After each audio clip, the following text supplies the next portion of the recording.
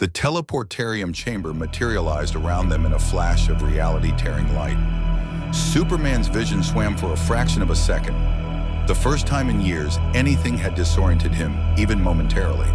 The sensation was wrong, like being pulled through dimensions that existed perpendicular to normal space. For an instant, he'd felt something watching him from the between spaces, something vast, something hungry. Then his boots touched deck plating, and the sensation vanished. The vengeful spirit's interior made Superman's skin crawl. The corridors stretched cathedral vast, lit by flickering torches and phosphorescent strips that provided just enough light to cast dramatic shadows. Every surface bore religious iconography: skulls, eagles, cherubs twisted into grotesque angels. The architecture combined Gothic grandeur with industrial brutality.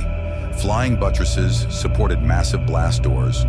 Gargoyles concealed gun turrets. Stained glass windows depicted scenes of conquest and slaughter. This wasn't a warship, it was a temple to violence. Luna Wolves Astartes lined the corridors, each warrior a giant encased in power armor, painted white and sea green. They moved with supernatural grace despite their bulk. Weapons always at ready, eyes tracking Superman with the cold assessment of apex predators, evaluating potential prey. Horus walked ahead, his Terminator plates servo motors purring smoothly. He didn't look back, clearly expecting Superman to follow. The arrogance would have been insulting if it weren't backed by the absolute confidence of someone who'd conquered thousands of worlds. "The ship is impressive," Superman said, breaking the silence. His enhanced hearing tracked conversations happening dozens of decks away, weapons charging in distant armories, the massive plasma reactors that powered this flying cathedral. "The vengeful spirit is my flagship," Horus replied without looking back. "A Gloriana-class battleship, 13 kilometers long, crew complement of 90,000, weapons capable of reducing continental plates to glass. It's also my home. The Luna Wolves Legion operates from these decks, planning compliance actions across the segmentum." They passed a viewing port, and Superman stopped. Through the armored glass, Corventas Fortinum spread below. A beautiful blue and green world, its cities glittering in the white sun's light. Around it, hundreds of ships maintain orbital positions.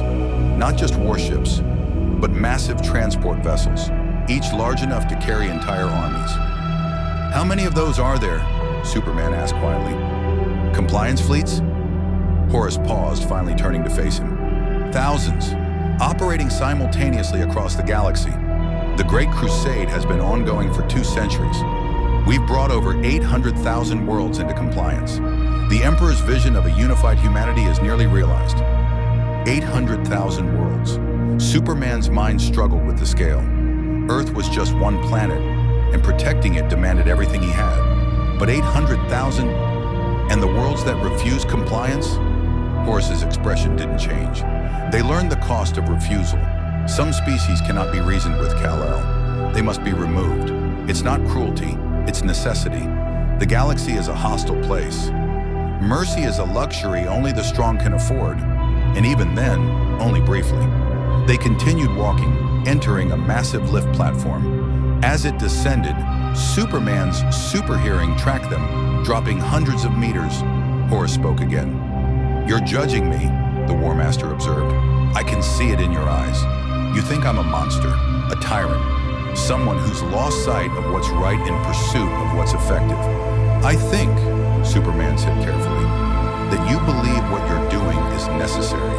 That doesn't make it right." "Right," Horus repeated, almost laughing. "Tell me, Superman, that's what you called yourself in your initial identification, isn't it? The designation our cogitators pulled from your subconscious during teleportation? Tell me, Superman, what is right? Is it right to let humanity's scattered colonies be devoured by Xenos empires because conquering them violates their sovereignty? Is it right to allow billions to worship false gods and practice sorcery that tears holes in reality? Is it right to permit deviation from the Emperor's vision when that deviation leads inevitably to humanity's extinction?" The lift doors opened onto a command deck that beggared description. The Strategium was a vast circular chamber with hololithic displays showing dozens of star systems simultaneously. not Astartes, worked at stations built into the walls, their augmetic implants linking them directly to the ship's machine spirit. In the center, a massive circular table displayed a three-dimensional map of the galaxy, with Imperial territories marked in gold, unconquered regions in red, and strange purple sections marked with skull icons. "Welcome to the heart of the Luna Wolves," Horus said, gesturing broadly. "From here, I coordinate compliance actions across 100 systems. Every decision I make affects trillions of lives. Every world I choose to conquer or spare ripples across the Imperium's future." Superman approached the galaxy map slowly. The scale was incomprehensible. Billions of stars and the gold regions covered perhaps a third of the total mass. How many worlds existed in that vast expanse? How many civilizations had been destroyed to paint it gold? "You mentioned an emperor," Superman said. "Someone who gives these orders. I want to meet him." "Of course you do," Horus replied. "Everyone wants to meet the emperor, but he resides on Terra, overseeing the Great Crusade from the throne world. You'll be brought before him after we determine what you are." As if on cue, the Strategium's far doors opened. 3 figures entered, and Superman's enhanced vision immediately categorized them as different from the Astartes warriors. The first wore red robes that concealed more machine than man beneath. Cables snaked from ports in his skull, and his eyes glowed with sickly green light. Mechanical arms extended from his back, each ending in different instruments: sensors, data collectors, weapons. His face was half flesh, half steel, creating an unsettling asymmetry. The second was a hunched figure in ragged clothing, his form radiating psychic energy that made Superman's eyes water. Not magic, he'd fought enough magic users to recognize it, but something else. Something that felt like reality bending around this person's will. The third stood tall and thin, wearing robes of midnight blue marked with unfamiliar symbols. His eyes were completely white, no pupils or iris, and he moved with the careful precision of someone perpetually reading 4 seconds into the future. "Kal-El of Krypton," Horus announced formally. "Meet Adept Zagreus Kane of the Mechanicum, Librarian Baradine of the Luna Wolves, and Navigator Septimus of House Belisarius. They will be studying you, determining your nature and capabilities." "Studying me?" Superman's tone hardened. "I'm not a specimen." "Actually," Adept Kane said, his voice mechanically enhanced to remove human warmth, "by definition, you are precisely that, an unknown biological entity requiring classification and analysis.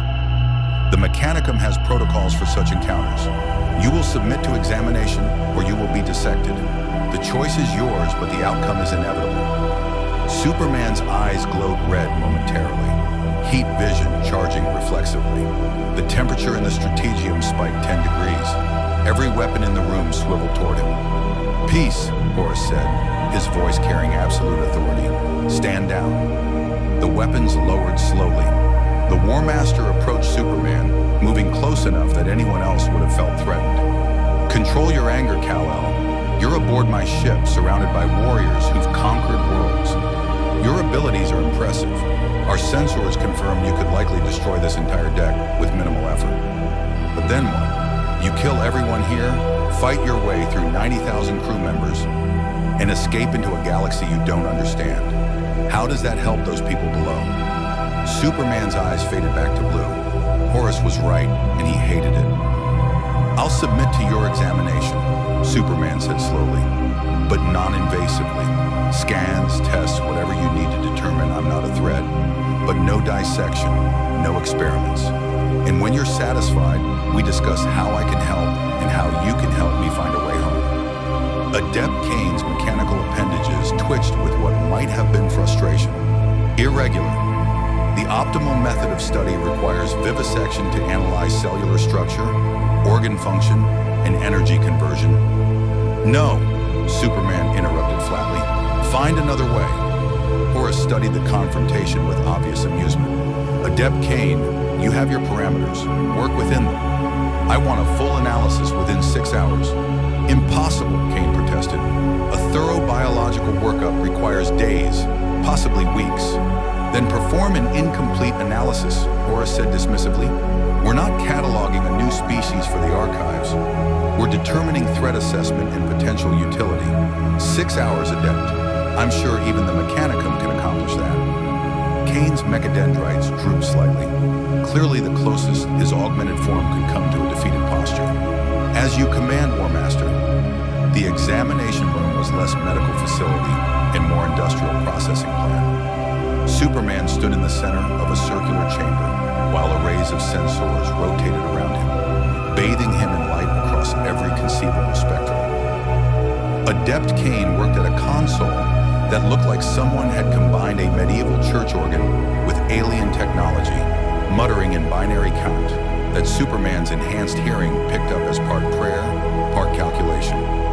Librarian Barradine stood at a distance, his psychic senses extended towards Superman like invisible fingers, probing the edges of his consciousness. The sensation was uncomfortable, not painful, but invasive in a way that made Superman want to push back. Fascinating, Barradine murmured. His soul. It's bright, incredibly bright, like a star burning in the warp, but strange, structured differently than human consciousness, foreign architecture, and the energy. By the throne, he's generating enough bioelectric power to rival a small plasma reactor. Quantify, Kane demanded, not looking up from his instruments. Impossible to quantify precisely, Barradine admitted, but if I had to estimate, his cellular structure is absorbing electromagnetic radiation, specifically wavelengths in the yellow sun spectrum, and converting it into a bioelectric field that suffuses every cell. That field provides the energy for his enhanced abilities. Strength, durability, flight, all powered by solar radiation. Perpetual motion, Kane said, his mechanical voice carrying something that might have been awe. A biological organism that violates thermodynamic principles. He generates more energy than he consumes. The efficiency this is impossible. This shouldn't exist. But it does, Superman said quietly. Where I come from, my abilities are unusual but not impossible. They follow natural laws, just different ones than you're used to. Natural laws, Kane repeated, turning from his console for the first time. His mechanical eyes focused on Superman with predatory intensity.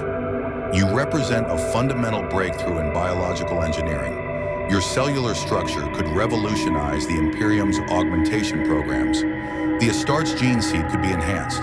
The Emperor's custodes could be upgraded. If we could replicate your energy conversion process. You can't, Superman interrupted. My abilities come from Kryptonian physiology. You don't have that. You can't replicate it. Given sufficient samples? No samples, Superman said firmly. We had an agreement. Horus, who'd been watching from the chamber's entrance, spoke up.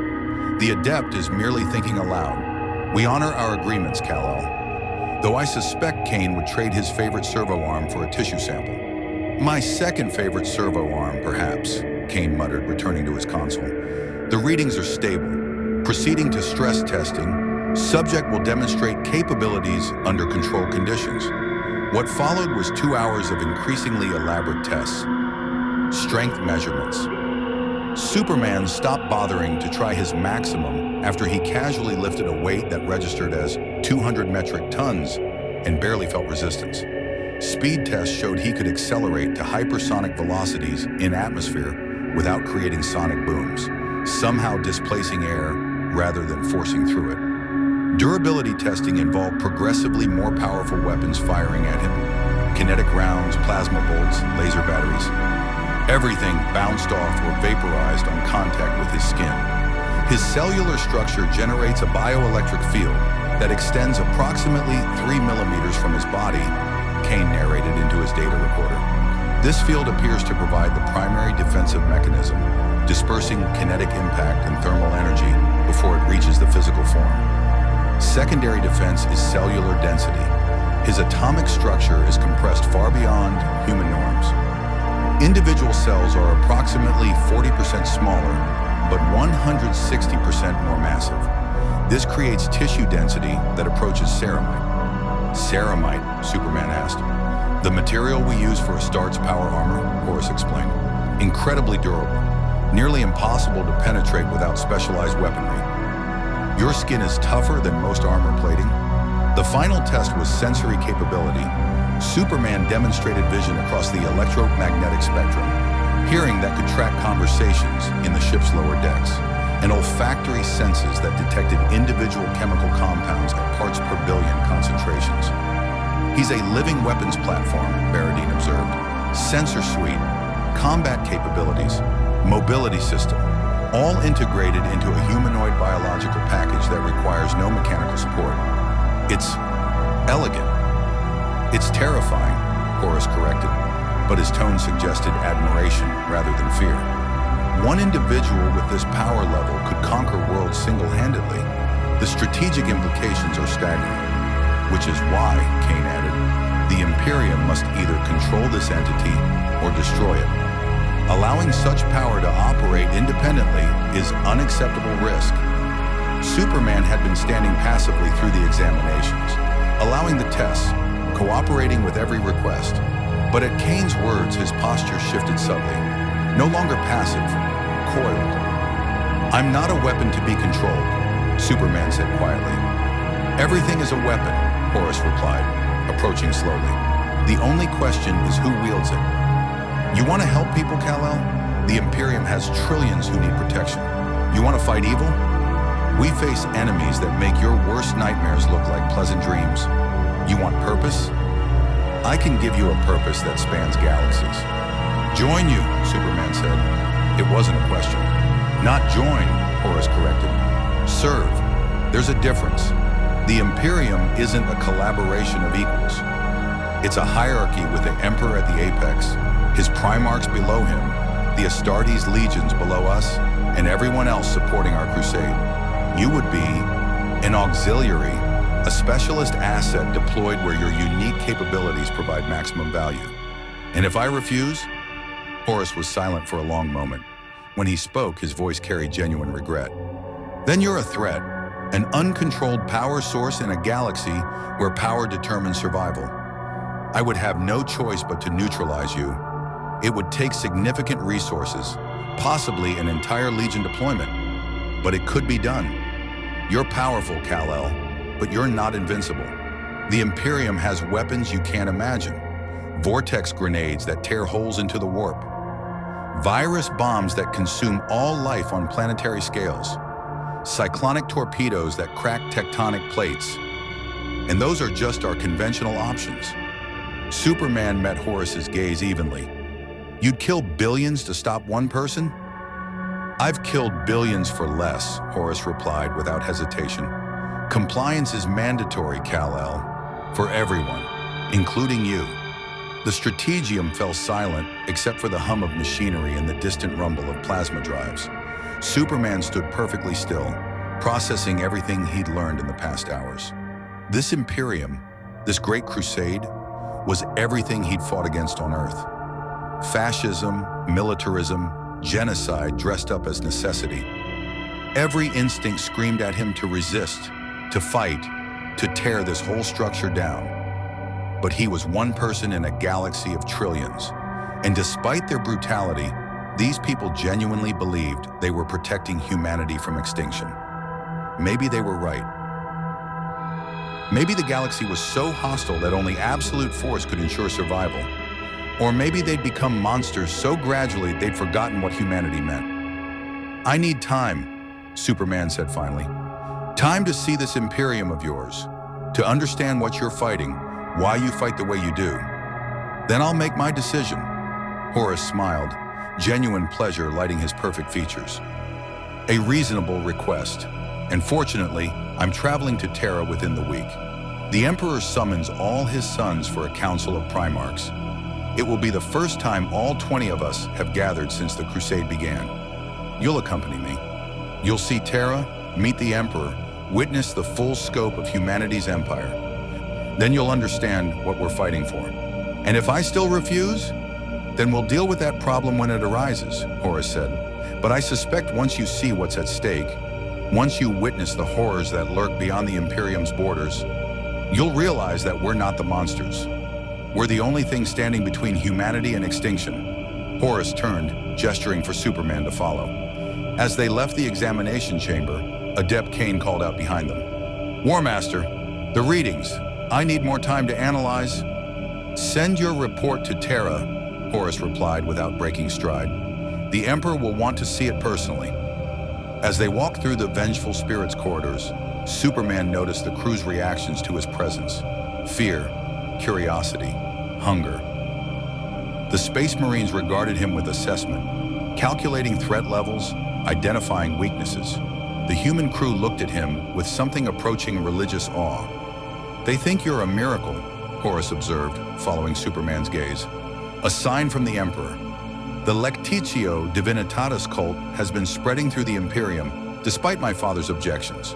A belief that the Emperor is divine, rather than simply the pinnacle of human evolution. Your arrival, manifesting from the warp with power that rivals a Primarch, they'll see you as an angel, a herald of divine will. Now, I'm not an angel, Superman said firmly. I'm just someone trying to do what's right. And that, Horus replied, is exactly what makes you dangerous. People who believe they're doing what's right have started more wars than any tyrant.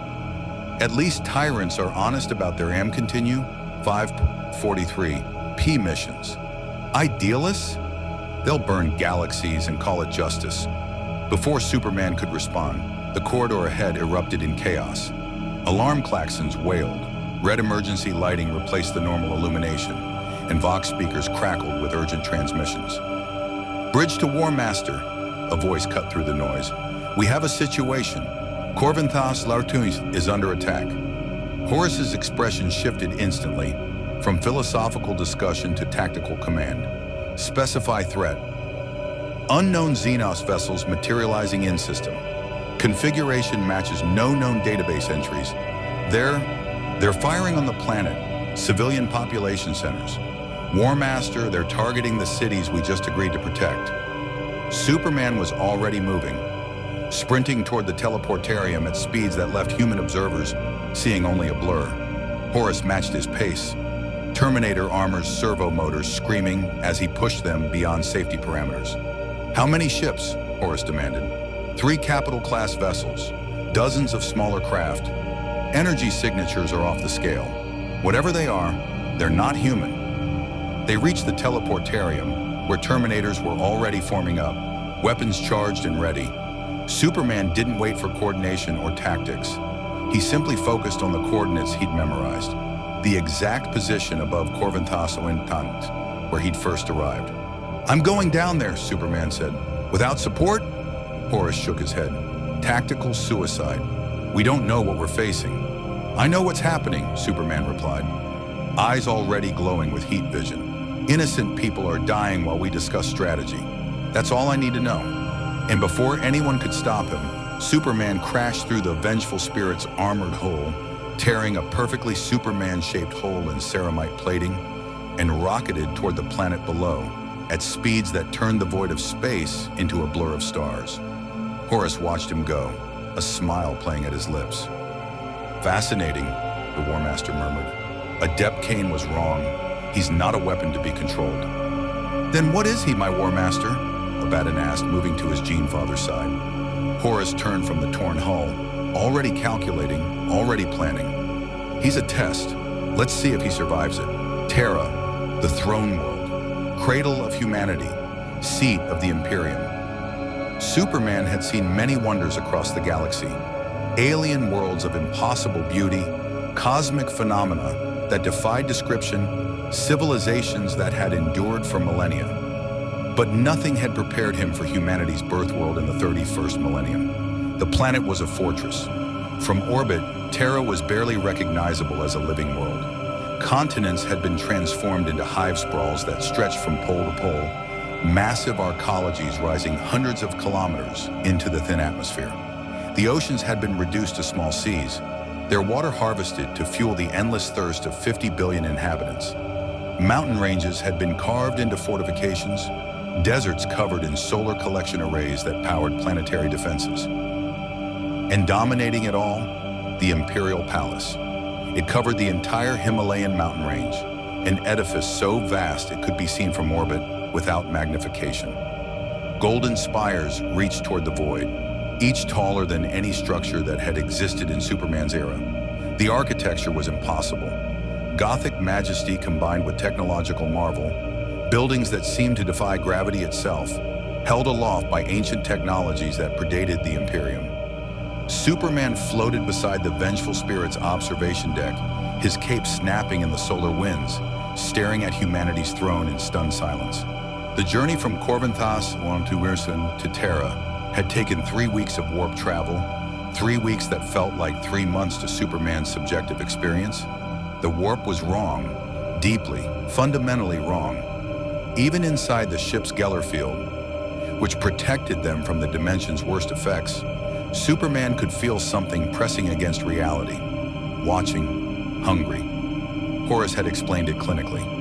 The warp was humanity's only method of faster-than-light travel, a dimension of psychic energy and emotion that ships navigated like submarines diving beneath reality's surface. But it was also where demons lived, entities formed from human thoughts and feelings, given shape and hunger by the concentrated psychic waste of quadrillions of souls. Magic, Superman had called it. Horus had laughed and called it science. Humanity didn't fully understand yet. The attacks on Corvinthas had been stopped, barely. The Xenos vessels had been identified as Rangdan, a species Superman was told the Imperium was slowly exterminating. He'd saved thousands, pulling people from burning buildings, stopping alien bioweapons before they could detonate in population centers, fighting alongside Luna Wolves Astartes in brutal urban warfare. And in doing so, he'd seen exactly what Horus had wanted him to see. The Rangdan didn't negotiate, didn't retreat, didn't take prisoners. They harvested humans like crops, processing entire cities into raw biological material to fuel their ships. When Superman tried to communicate, tried to find common ground, they'd responded by unleashing a plague weapon that would have killed the entire planet's population if he hadn't helped the Mechanicum neutralize it. Horus had stood beside him afterward, watching the decontamination crews burn the alien corpses. "Now you understand," the War Master had said quietly. "This is what the Imperium faces on 10,000 worlds simultaneously. Species that view humanity as resources to be consumed. You wanted mercy? They showed you what mercy means in the 31st millennium. It means extinction." Superman hadn't had an answer. Now descending toward Terra in an Aquila shuttle alongside Horus and his honor guard, Superman felt the weight of the galaxy pressing down on him. He'd seen 3 worlds during the journey. 2 had welcomed the Imperium with genuine relief, isolated human colonies facing hostile aliens. Desperate for protection, 1 had refused compliance and been subjected to orbital bombardment until their government surrendered. 90 million dead because they'd said no, but another 4 billion would live under Imperial protection. Was that the calculus of survival? Trade millions for billions? Choose the lesser evil because the alternative was total extinction? "You're still processing," Horus observed. The War Master sat across from Superman in the shuttle's transport bay, his Terminator armor removed in favor of ornate artificer plate that made him look more like an emperor than a general. "I can see the wheels turning in your head." "Good. My father values intelligence more than blind obedience." "Your father," Superman repeated. "The Emperor. You still haven't told me what makes him qualified to rule an entire galaxy." Horus's expression was unreadable. "He created us, 20 Primarchs, each designed for a specific purpose in the Great Crusade. We're not born in any traditional sense. We're gene-forged, perfected, made to be weapons and leaders and gods among men. My father is the pinnacle of human evolution, the accumulated genius of humanity's golden age given form. He's walked this galaxy for 40,000 years, guiding humanity through the dark age of technology, the age of strife, and now the Great Crusade." 40,000 years, Superman said slowly. "That's impossible." "So is absorbing solar radiation to gain super strength," Horus countered. "Yet here you are. The Emperor is the most powerful psyker in human history, a being of such immense psychic might that he shields Terra itself from warp predation. The Astronomicon, the psychic lighthouse that guides our ships through the warp, is powered by his will alone. Without him, the Imperium would collapse overnight." The shuttle shuddered as it entered Terra's lower atmosphere. Through the viewport, Superman watched the Imperial Palace growing larger. resolving into details that defied belief. Statues kilometers tall lined processional boulevards. Temples the size of continents honored heroes of the Great Crusade. Gun emplacements capable of destroying capital ships bristled from every spire. "How many people live here?" Superman asked. "In the palace complex alone? 50 million, mostly administrators and servants. In the greater Terra hive sprawls? 50 billion. Terra is the beating heart of the Imperium, processing the bureaucratic necessities of a million worlds. Every decision made here ripples across the galaxy." The shuttle landed on a docking platform that could have held a dozen aircraft carriers. As the ramp lowered, Superman was hit by the sensory overload of Terra itself. 50 billion people's conversations creating a roar. Even his enhanced hearing struggled to filter. The smell of incense and oil and humanity. The taste of pollution so thick it coated his tongue. And the heat. Terra was warm, not uncomfortably so, but noticeably above optimal human temperature, as if the planet itself was feverish. Horus led Superman through corridors that combined the aesthetics of medieval cathedrals with the function of military installations. Everywhere, people stopped to stare. Adeptus Custodes, the Emperor's personal guards, even larger and more enhanced than Astartes, watched Superman with hands on guardian spears, ready to strike at the first sign of threat. They passed through chamber after chamber, each more elaborate than the last. Throne rooms, war rooms, libraries containing the accumulated knowledge of humanity's entire history. Superman saw servitors, the lobotomized cyborg slaves Horus had mentioned, and had to suppress the urge to free them. Saw priests preaching the imperial cult despite Horus's claim that the Emperor rejected worship. Saw children being processed for psyker testing, their futures determined by genetic lottery. Finally, they reached a set of doors so massive they required industrial lifters to open. Beyond them, a chamber stretched for what looked like a kilometer, its ceiling lost in shadows, despite illumination, from windows that wouldn't exist on a structure built into a mountain. At the far end, on a throne of gold and adamantium, sat a figure that made Superman's breath catch. The Emperor of Mankind. He was 15 feet tall, clad in golden armor that seemed to glow with inner light. His face was ageless, young and ancient simultaneously, bearing features that suggested every ethnicity and none. But his eyes were ancient beyond measure, containing depths of experience and power that made Superman feel like a child standing before the infinite. Psychic energy radiated from the Emperor in waves that Superman's enhanced senses could actually perceive. Reality bending around this being like light warping near a black hole. Around the throne chamber, the Primarchs had gathered. Superman counted them quickly. 18 giants, each unique but all bearing the Emperor's features in different combinations. Some wore elaborate armor, others dressed in robes or simple clothing. Each radiated presence and power that marked them as more than human. Horus knelt before the throne, his voice carrying perfect acoustics through the vast chamber. "Father, I bring before you Kal-El of Krypton, the traveler from beyond our galaxy who manifested during the Corvintas Timputonas compliance." The Emperor rose. Even this simple action seemed to shake reality itself.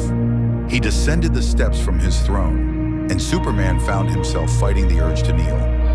Not from fear, but from the sheer psychic presence of this being. It felt like standing before the sun itself, warm, life-giving, but carrying the implicit threat of being burned to nothing if you came too close. "Speak, Kal-El of Krypton." The voice didn't come from the Emperor's mouth.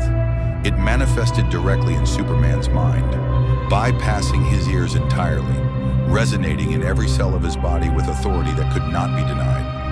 Superman met the Emperor's gaze, one of the few beings in the chamber who could. "I'm not here by choice," Superman said, his voice steady despite the pressure. "I'm trying to find a way home. To Earth. My Earth. Not this version of it.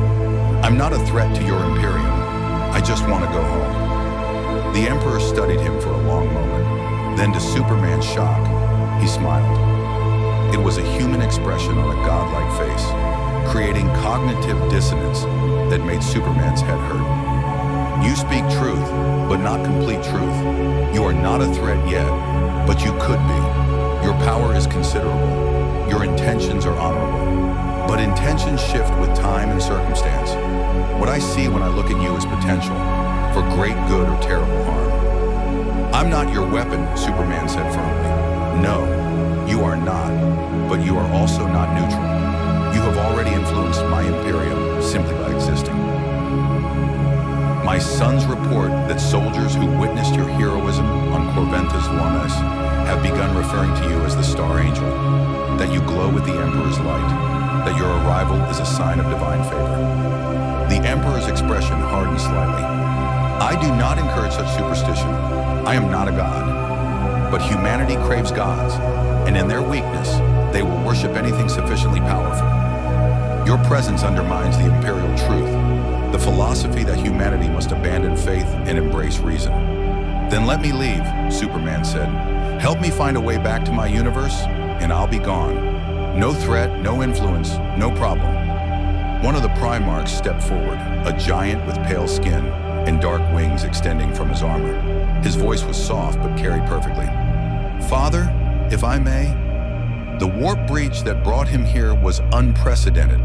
Replicating it would require resources we can't spare during the Crusade. And even if we could, there's no guarantee the pathway would lead to his origin point. The Emperor nodded slightly. My son Sanguinius speaks truth. The warp is not a precision instrument. Dimensional travel requires knowledge we do not currently possess. The ancient Eldar might have had such technology before their fall, but they are shattered and dying. So I'm trapped here, Superman said quietly. For now. But perhaps that is not misfortune. You seek to help people, Kal-El. Humanity spans 1 million worlds and faces extinction on thousands of them simultaneously. Your power could save billions. By joining your crusade, Superman said, it wasn't a question. By understanding it first. You have seen only fragments, a few worlds, a single xenospecies, the surface of my Imperium's necessity. You judge us by the standards of your home, where threats were manageable and mercy was affordable. Here, mercy is extinction's invitation. The Emperor gestured, and the throne chamber's walls suddenly displayed hololithic images. Superman saw dozens of battlefields simultaneously, space marines fighting against horrors he couldn't identify, entire planets burning, civilizations reduced to ruins. Some enemies were recognizable as alien. Others were wrong. Things that shouldn't exist, creatures formed from nightmare logic and impossible biology. The Rangdan Cenocides, a war that has cost us billions of soldiers and entire Space Marine legends. The Orcs, a fungal species that reproduces through spores and grows stronger with each battle. The Lair, snake-like Xenos that worship pleasure and pain as divine principles. The Hrud, time-manipulating parasites that age. Entire worlds to dust, more images, worse images, things that made Superman's enhanced vision recoil. And beyond the material threats lie the warp's predators, entities that feed on human emotion and thought. They cannot be killed, only banished. They corrupt psychers, possess the weak, and tear holes in reality itself. This is the galaxy you've entered, Kal-El. This is why my Imperium cannot afford your idealism. There's always another way, Superman said, but his voice lacked conviction. He'd been in this galaxy 3 weeks. He'd seen what lived beyond the Imperium's borders. And he was beginning to understand why these people fought the way they did. Prove it. The Emperor's challenge hung in the air. I offer you a choice. Leave Terra, travel the Imperium freely, witness our wars, meet our enemies, see the full scope of what we face. If after experiencing the galaxy's true nature, you still believe there is another way, then present it to me. Show me how mercy and compassion can defeat species designed for genocide. Demonstrate how idealism survives first contact with chaos. The Emperor leaned forward slightly, and Superman felt the full weight of that ancient gaze. But if you cannot, if you discover that this galaxy has beaten idealism out of humanity through 10,000 years of extinction, level threats, then join our crusade. Use your power to protect the species you claim to value. Save billions instead of watching them die while you preserve your moral purity. Superman wanted to argue, wanted to insist that there was always a better way, that violence bred violence, that becoming monsters to fight monsters meant the monsters had already won. But looking at the hololithic displays, seeing the sheer scope and horror of what humanity faced, the arguments died in his throat. "How long?" Superman asked quietly. "How long do I have to see this galaxy before I decide?" "As long as necessary. Weeks, months, years. Time is a resource the Imperium has in abundance. But understand this, while you travel and learn, billions will die. Every day you delay your decision is another day your power could have saved lives." "That's not fair," Superman protested. "You're blaming me for deaths I have nothing to do with." "Fairness is a human invention that the galaxy does not honor. You have the power to save lives. You choose not to use it. Therefore, their deaths are partially your responsibility. That is not moral philosophy. That is mathematical reality."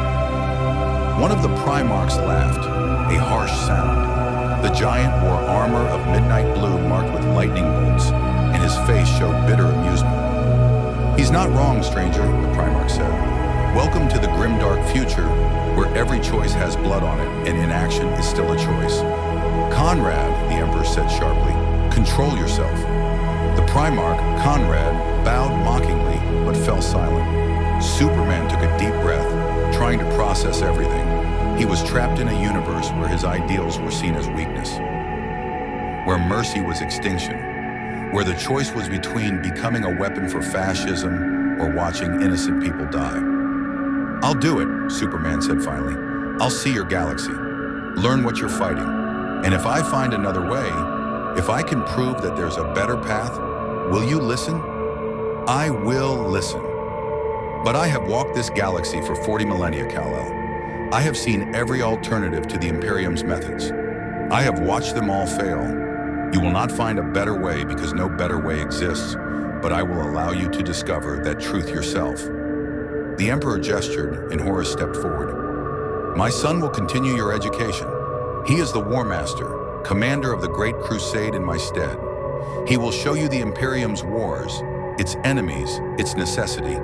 When you have learned enough, return to Terra, present your conclusions, then we will speak again." "And if my conclusions are that the Imperium is wrong," Superman challenged, "that there's a better way you're too stubborn to see?" The Emperor smiled again, that terrible human expression on an inhuman face. "Then I will either be convinced by your evidence, or you will be destroyed as a threat to humanity's survival. Those are the only outcomes, Kal-El of Krypton. There is no middle ground, not in a galaxy where compromise is extinction." Superman met the Emperor's gaze for a long moment. Behind that ancient face, he saw something that might have been hope, or might have been certainty that Superman would break under the galaxy's weight. "I'll prove you wrong," Superman said quietly. "I hope you do. Humanity could use more hope, but hope alone has never stopped a bolter round, never turned aside a Xenos fleet, never saved a world from virus bombing. Hope is beautiful, Kal-El, but in the grim darkness of the far future, there is only war." The Emperor returned to his throne, and the audience was clearly over. Horus guided Superman from the chamber, back through the endless corridors of the Imperial Palace. As they walked, Superman felt the weight of the galaxy settling onto his shoulders. He'd come here believing in absolutes, good and evil, right and wrong, save everyone or die trying. But this galaxy didn't deal in absolutes. It dealt in survival. And survival, he was learning, had a price that his old ideals couldn't afford. "You handled that well," Horus said as they reached the shuttle bay. "Most people can't meet the Emperor's gaze without collapsing. Some psychers have died from the psychic pressure alone." "He's testing me," Superman replied, "seeing if I'll break or bend." "Of course he is. That's what the Emperor does. Tests everyone, constantly, measuring their worth and their loyalty. And now he's testing you. The question is, Kal-El of Krypton, what will you do when the test becomes too hard? When you have to choose between your principles and billions of lives?" Superman looked out the shuttle viewport at Terra's hive sprawl stretching to the horizon. 50 billion people, all depending on the Imperium's brutal efficiency for survival. All part of a galaxy-spanning empire built on genocide and necessity. "I'll find another way," Superman said. But even he could hear the Compliance fleet emerge from the warp into a system that stank of death. Superman felt it the moment the vengeful spirit's Geller field collapsed and they returned to real space, a psychic resonance that made his enhanced senses recoil. Something terrible had happened here, something that left a stain on reality itself. "Welcome to the Perdition Sector," Horus announced, standing at the Strategium's primary hololith. The display showed a star system with 7 planets, 3 of them marked with Imperial icons, 4 bearing the skull and crossbones designation Superman had learned meant exterminated. "What happened here?" Superman asked, floating near the observation deck. He'd stopped bothering with chairs or standing positions. The ship's crew had grown accustomed to the alien who casually defied gravity. "The Interrex," Horus replied, his tone carrying something that might have been regret. An advanced human civilization that had survived the Age of Strife independently. They'd developed their own technology, their own culture, their own philosophy of coexistence with certain xenospecies. When we arrived 3 years ago, they initially welcomed diplomatic contact. "Initially," Superman repeated the word carefully. "They made demands," Horus continued. "Wanted to join the Imperium as equals rather than subjects. Wanted to maintain their Xenos alliances, wanted to preserve their governmental structure. The Emperor gave them 1 solar month to reconsider. They refused, so we gave them compliance." The hololith zoomed in on the 4th planet, a beautiful world of blue oceans and green continents, now covered in gray clouds that Superman's enhanced vision identified as ash. "Population before compliance?" Superman asked, already dreading the answer. 14 billion. Population after compliance, 400 million, relocated to Imperial hive worlds for integration. The rest chose resistance over survival. Superman's hands clenched. "You killed 13.5 billion people because they wanted freedom? We killed 13.5 billion people because they threatened the Imperium's unity," Horus corrected, meeting Superman's gaze without flinching. "Every world that refuses compliance and survives becomes an example for other worlds to follow. Within a generation, you'd have entire sectors declaring independence.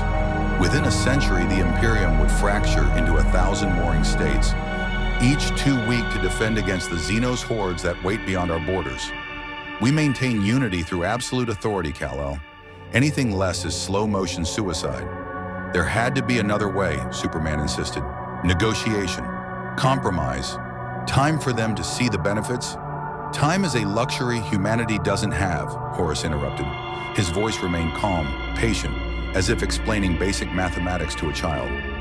"Every year we spend negotiating with one world is another year dozens of other worlds face Xenos. Invasion without support. The Great Crusade operates on industrial timescales. We must bring thousands of worlds into compliance annually to meet the Emperor's timeline. Diplomacy that takes years per world is strategically impossible."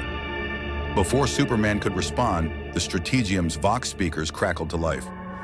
"War Master, we're receiving a distress signal from Perdition 4. Imperial garrison reporting mass uprising among the relocated population.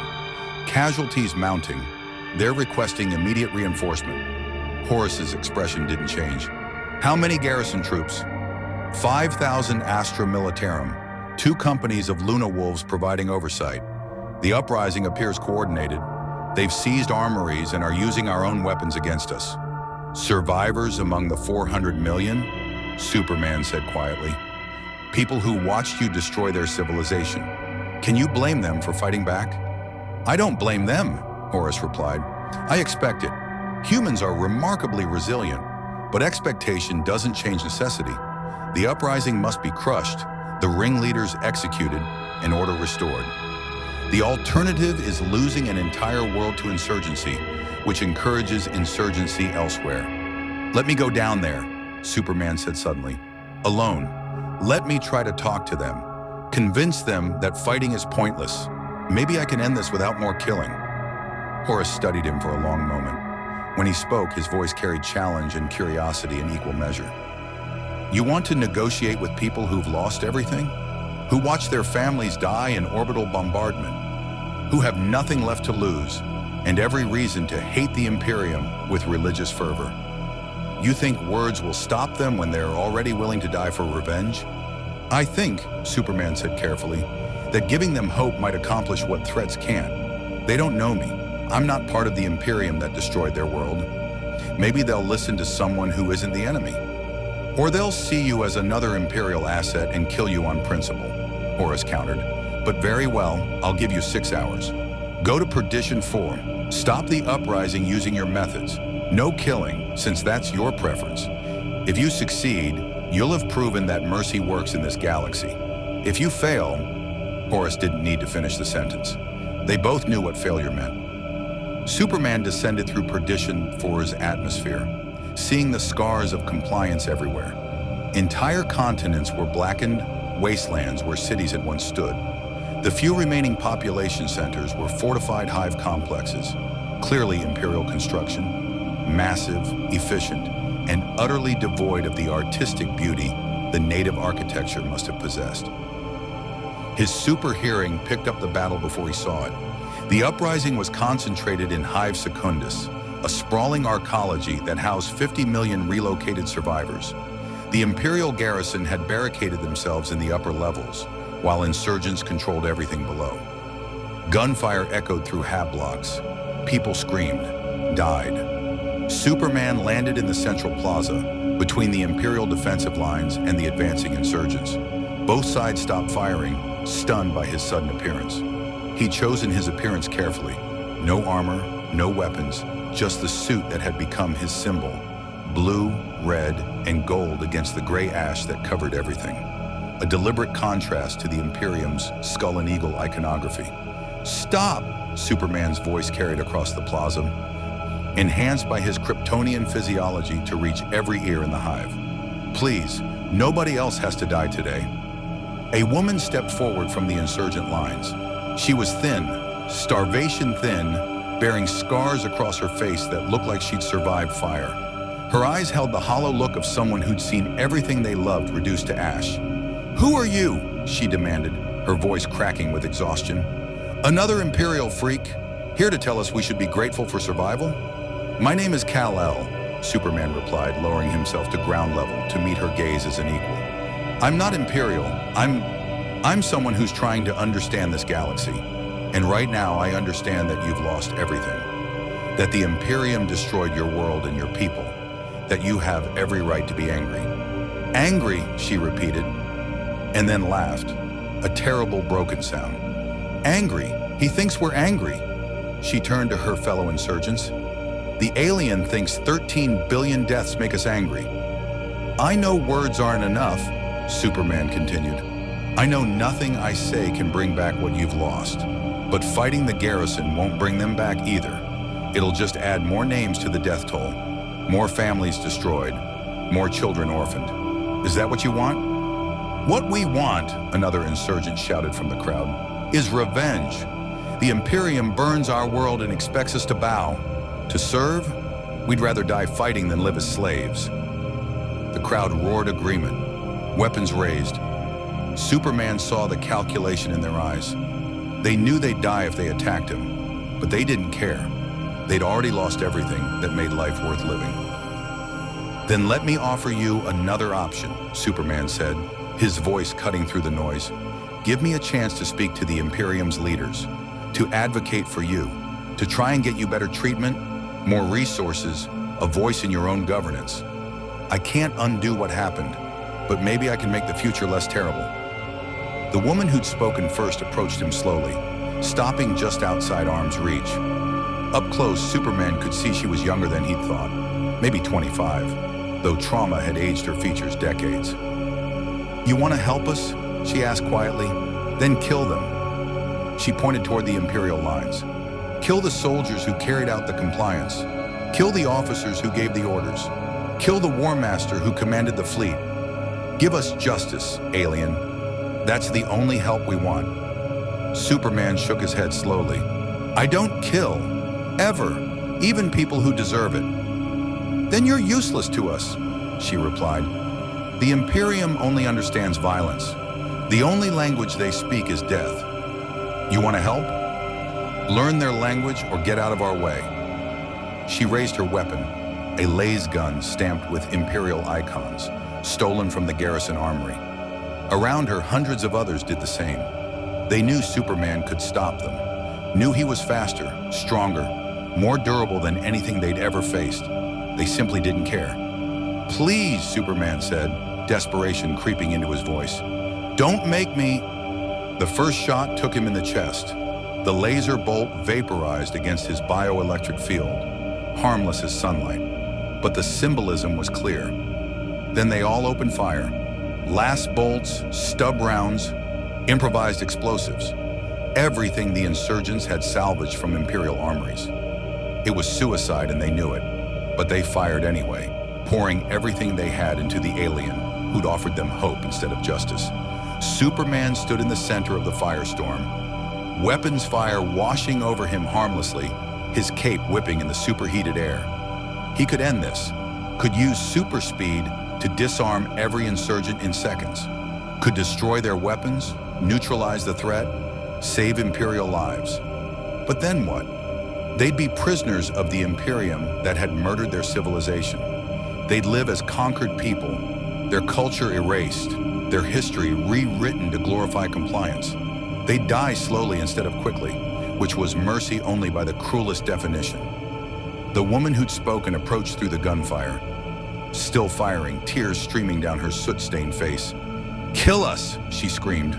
"We're already dead. Our world is dead. Our families are dead. What's left is just meat walking around waiting for permission to stop. So give it to us, alien. Show us the mercy you claim to believe in, and let us die fighting."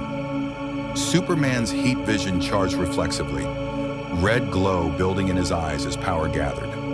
One burst, controlled, precise. He could melt every weapon in the plaza without harming a single person. Disarm them all, end the threat, force survival on people who wanted death. His finger twitched toward triggering the burst. Then he saw her face, saw the hope, the terrible, desperate hope that he would kill her, that she could die fighting instead of living defeated. That this alien who claimed different values would prove the Imperium right. That violence was the only answer. That power answered every question.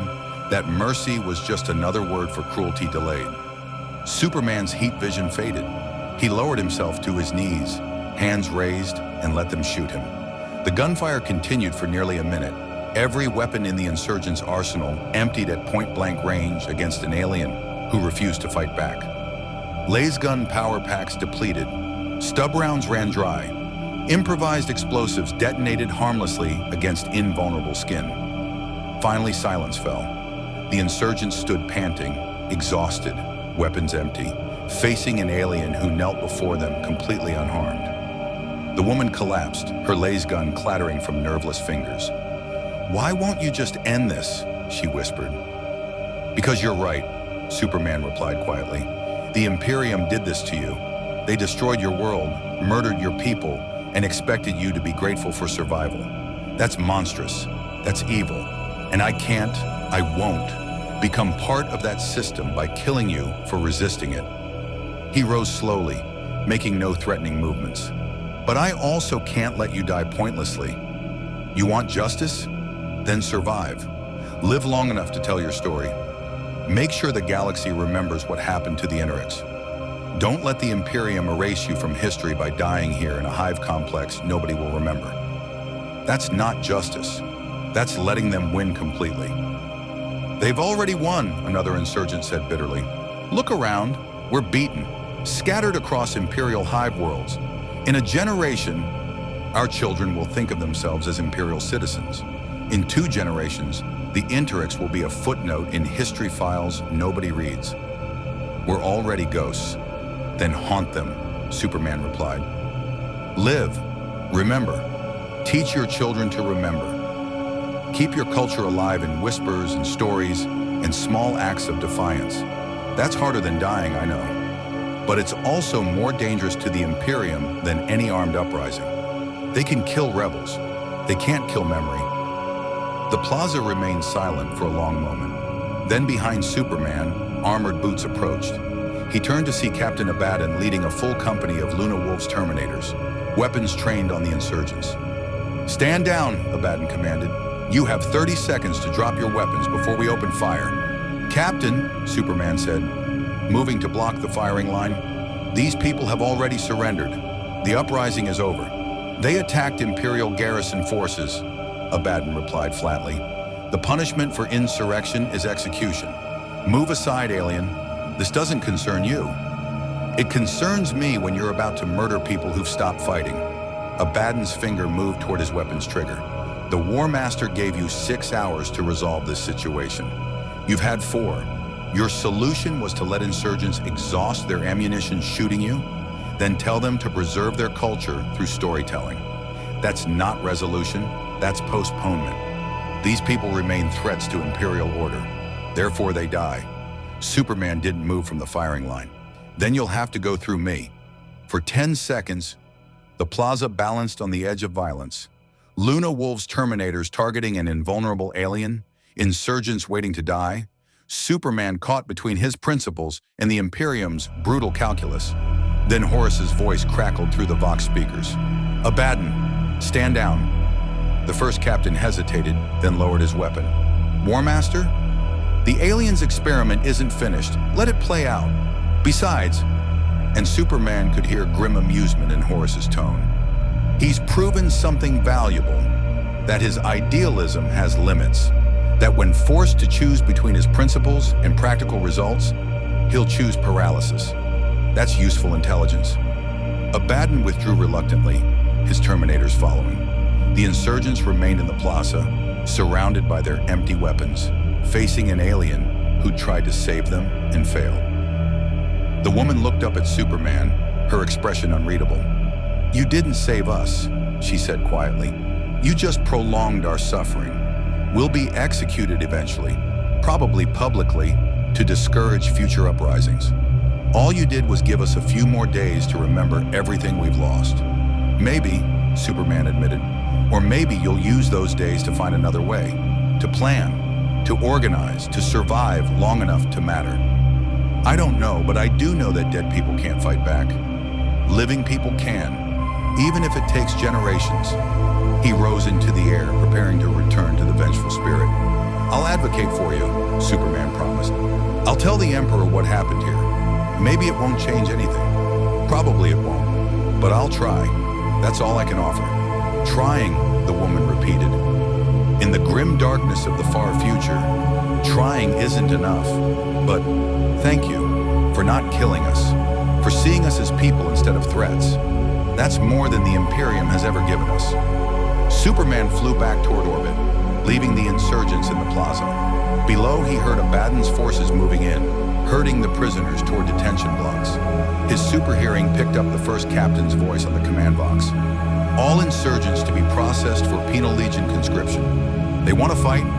Let them fight orcs on the eastern fringe. 3 years of service or death, whichever comes first. The Emperor provides. Not execution, not mercy. Something in between. The Imperium's version of compromise. They die eventually, ground to nothing in wars across the galaxy, but they die as soldiers instead of rebels. Their deaths would serve the Imperium, even as their lives had resisted it. Superman reached the vengeful spirit feeling hollowed out. He tried to help, had offered hope, advocacy, a different path forward, and he'd accomplished nothing except postponing inevitable suffering. Horus waited for him in the Strategium, studying tactical displays with the casual focus of someone managing multiple wars simultaneously. 6 hours, the War Master said without looking up. You had 6 hours to stop an uprising using your methods. You failed. The garrison suffered 80 casualties during those 6 hours. 80 Imperial soldiers died while you knelt in a plaza, letting insurgents waste ammunition on your invulnerable hide. Tell me, Kal-El, how is that victory? I saved those people's lives, Superman replied. You delayed their deaths. There's a difference. Horus finally turned to face him. Abaddon's solution saves more lives in the long run. Penal legions need bodies. These insurgents need purpose. We give them both. They'll die fighting Xenos instead of being executed, and their deaths will protect Imperial worlds. That's practical mercy. That's slavery with extra steps, Superman countered. Yes, Horus agreed without hesitation. It is, but it's slavery that serves humanity's survival, which is better than the alternative, corpses that serve no one. Superman wanted to argue, wanted to insist that there was a better way, that forcing people to fight for an empire they hated was morally inexcusable. But his arguments felt hollow after watching the woman in the plaza beg for death. "Where are we going next?" Superman asked, changing the subject. Horus smiled, that terrible, knowing smile that suggested he'd already won arguments Superman hadn't realized they were having. "Somewhere you need to see, a world where your idealism will face a test that words can't solve." The War Master turned back to his displays, dismissing Superman with the casual authority of someone accustomed to absolute obedience. "Welcome to the Great Crusade, Kal-El of Krypton. This is what hope looks like in the 31st millennium. Broken people choosing between terrible options, and idealists learning that good intentions change nothing." Superman left the Strategium, flying through the vengeful spirits corridors toward the quarters Horus had assigned him. Behind him, he heard the War Master's voice on the command box, already moving past perdition forward toward the next compliance.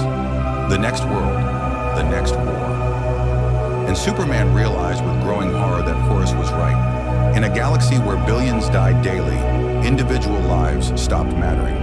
Mercy became a mathematical calculation. Idealism was a luxury only the powerful could afford, and even then, only briefly. He'd been in the 31st millennium for a month. He was already forgetting what hope felt like, with the doubt creeping into his voice. Horus smiled. "We'll see." The word-bearers found Superman in what passed for the Vengeful Spirits recreation deck, a vast chamber where Luna Wolves Astartes trained between deployments, practicing combat techniques that could crack ceramite and kill orcs. He'd taken to observing them, studying the Imperium's warrior culture, trying to understand what made these enhanced humans so effective at industrial-scale slaughter. Today, a different legion had come aboard. "The Star Angel," a voice called across the training deck. Superman turned to see 3 Space Marines approaching, their armor painted in crimson and inscribed with gold text he couldn't read. Their iconography was different from the Luna Wolves. Books instead of wolves, flames instead of eyes, religious symbolism instead of martial. The leader removed his helmet, revealing a face that combined nobility with fanaticism. His eyes burned with zealous certainty. "I am Erebus, first chaplain of the Word-Bearers Legion," he said, performing a shallow bow that seemed more mockery than respect. "I've traveled far to meet you, alien, to witness the miracle that has the entire Imperium talking." "I'm not a miracle," Superman replied carefully. Something about these warriors set his instincts screaming warning. They looked at him differently than other Astartes, not with the assessment of potential threat, but with religious hunger. "I'm just someone who's lost." "Lost," Erebus repeated, smiling. "How fascinating. You possess power that rivals the Primarchs themselves, yet you claim to be lost. Tell me, Kal-El of Krypton, what do you seek? Purpose? Direction? Understanding of your place in this galaxy?" "I seek a way home," Superman said. "Nothing more. And if there is no way home, if your presence here is not accident but destiny, the Imperium has been searching for signs, Kal-El, for proof that humanity's manifest destiny is divinely ordained. And then you appear, emerging from the warp itself, glowing with power, saving Imperial citizens from Xenos predation. How can that be anything except a sign?" Superman's jaw tightened. "The Emperor specifically told me he doesn't want people thinking he's divine, that the Imperial truth is about reason, not faith." "The Emperor," Erebus said, his tone carrying subtle disrespect that would have gotten anyone else executed, "is wrong about many things. He denies his own divinity, yet performs miracles. He claims to champion reason, yet rules through fear and force. He tells us to abandon faith, yet demands absolute loyalty. Can you not see the contradiction? I see a leader trying to unite humanity against impossible odds," Superman replied. "Do you?" Erebus moved closer, his presence radiating intensity that made Superman uncomfortable. "Or do you see a tyrant who's so convinced of his righteousness that he'll destroy any civilization refusing to bow? The Interrex, the Oretian technocracy, the Olamic quietude, dozens of human cultures, each with their own achievements and philosophies, all reduced to ash because they dared to question the Emperor's authority. Is that reason? Or is that the behavior of a god who demands worship and destroys apostates? The Emperor explained, Superman began, that humanity must be unified or face extinction, Erebus interrupted. Yes, we've all heard the justification, but have you considered who defines that unity? Who decides which human cultures deserve to survive and which must be obliterated? The Emperor makes himself judge, jury, and executioner of entire civilizations. He calls it necessity. I call it tyranny dressed in golden armor. 2 more word-bearers entered the training deck, and Superman's enhanced hearing picked up their whispered conversation. Phrases in a language that made his enhanced vision blur. Words that seemed to twist space around them. His X-ray vision saw their power armor's interior, and what he found made his stomach turn. Inscriptions. Carved into the armor's inner surface, hidden from external view. Symbols that hurt to look at. Geometries that seem wrong in ways Superman couldn't articulate. What are those markings? Superman asked, pointing at one of the approaching Marines. Erebus's smile widened. Prayers. Protections against the warp's influence. The Emperor forbids such practices, calling them superstition. But the word-bearers understand what he refuses to acknowledge. That faith has power in this galaxy. That belief can shield as effectively as ceremony. That there are forces in the warp that respond to devotion. The warp is dangerous, Superman said slowly. Horus told me that psychers who draw too much power risk possession by demons. Demons, Erebus repeated thoughtfully. Interesting that you use that word. The Emperor calls them warp entities, non-sentient phenomena formed from human psychic waste.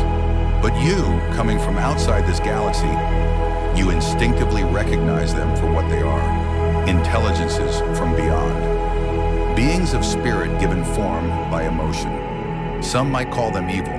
Others might call them divine. Every instinct Superman possessed screamed danger. This conversation had crossed a line from philosophical disagreement into something actively heretical. The Emperor had been clear. The Imperium's atheism wasn't preference, but survival strategy. Worship fed things in the warp. Faith gave them power. I think we're done here, Superman said, beginning to rise into the air. Erebus's hand shot out with surprising speed, grabbing Superman's wrist. The touch carried psychic weight. Superman felt something probe at his mind, testing his defenses, searching for weakness. He pulled free easily, his Kryptonian strength far exceeding even enhanced Astartes' grip. But the damage was done. For just a second, he'd felt what Erebus was reaching toward. A presence in the warp, vast beyond comprehension, made of hunger and ambition, and the desire for change at any cost. You felt it, Erebus said, his voice dropping to a whisper. The truth the Emperor hides. There are powers in the warp, Kal-El. Powers that could help you, that could show you the way home, that could give you the strength to actually change this galaxy instead of just observing its horrors. I'm not interested in power from the warp, Superman replied firmly. Not even if it could save billions? Not even if it gave you the ability to protect humanity better than the Emperor's brutal crusade? You've seen the Imperium's methods. You've witnessed the atrocities committed in the name of unity. Surely you want to stop it. To find a better way. By making deals with warp entities that feed on human suffering? Superman shook his head. That's not a better way. That's trading one monster for another. Erebus studied him for a long moment, then smiled. A genuine expression that somehow seemed more threatening than his earlier intensity. You're stronger than I expected, resistant to temptation, admirable. But strength has its limits, Kal-El, and eventually you'll face a choice between your principles and billions of lives. When that moment comes, when you realize the Emperor's way leads only to endless suffering, remember that there are alternatives. Powers that could help you actually save everyone, instead of just watching them die while you maintain moral purity. The word-bearers departed, leaving Superman standing alone on the training deck. His hands were shaking, not from fear, but from how close he'd come to listening, how tempting Erebus's offer had been. Because he was right. Superman had been in this galaxy for a month, and he'd saved thousands while billions died. Every day he heard reports of compliance actions, Xenos invasions, rebellions crushed. Every day the Imperium ground forward, destroying cultures and civilizations, all in the name of human survival. And every day Superman did nothing except watch and learn and try to find a better way that didn't exist. You handled that well? Superman spun to find Horus standing at the training deck's entrance. How long had the War Master been watching? That was a test, Superman said. It wasn't a question. Everything is a test, Horus replied, approaching slowly. Erebus is one of my brother Lorgar's most trusted advisors. The word-bearers believe the Emperor is divine and see your arrival as confirming their theology. I wanted to see how you'd react to religious zealotry, whether you'd be flattered by worship or repelled by it. I'm repelled, Superman said flatly. I'm not a god. I'm not divine. I'm just someone who got lost and ended up somewhere terrible. Horus nodded approvingly. Good. That makes you saner than half my brother's legion. The word-bearers have always struggled with the Imperial truth. They need faith like humans need oxygen. My father's atheism leaves them directionless, desperate for something to worship. Currently, they've chosen him, but worship is a hunger that grows with feeding. Eventually, they'll look for gods beyond the Emperor. And you allow this? Superman asked. You know they're carving symbols into their armor, practicing rituals, reaching towards something in the warp. I know, Horus admitted, and it troubles me. But Lorgar's zealotry also makes his legion incredibly effective in certain compliance actions. Populations respond to faith in ways they don't respond to force. Sometimes a religion preaching the Emperor's divinity converts worlds faster than orbital bombardment.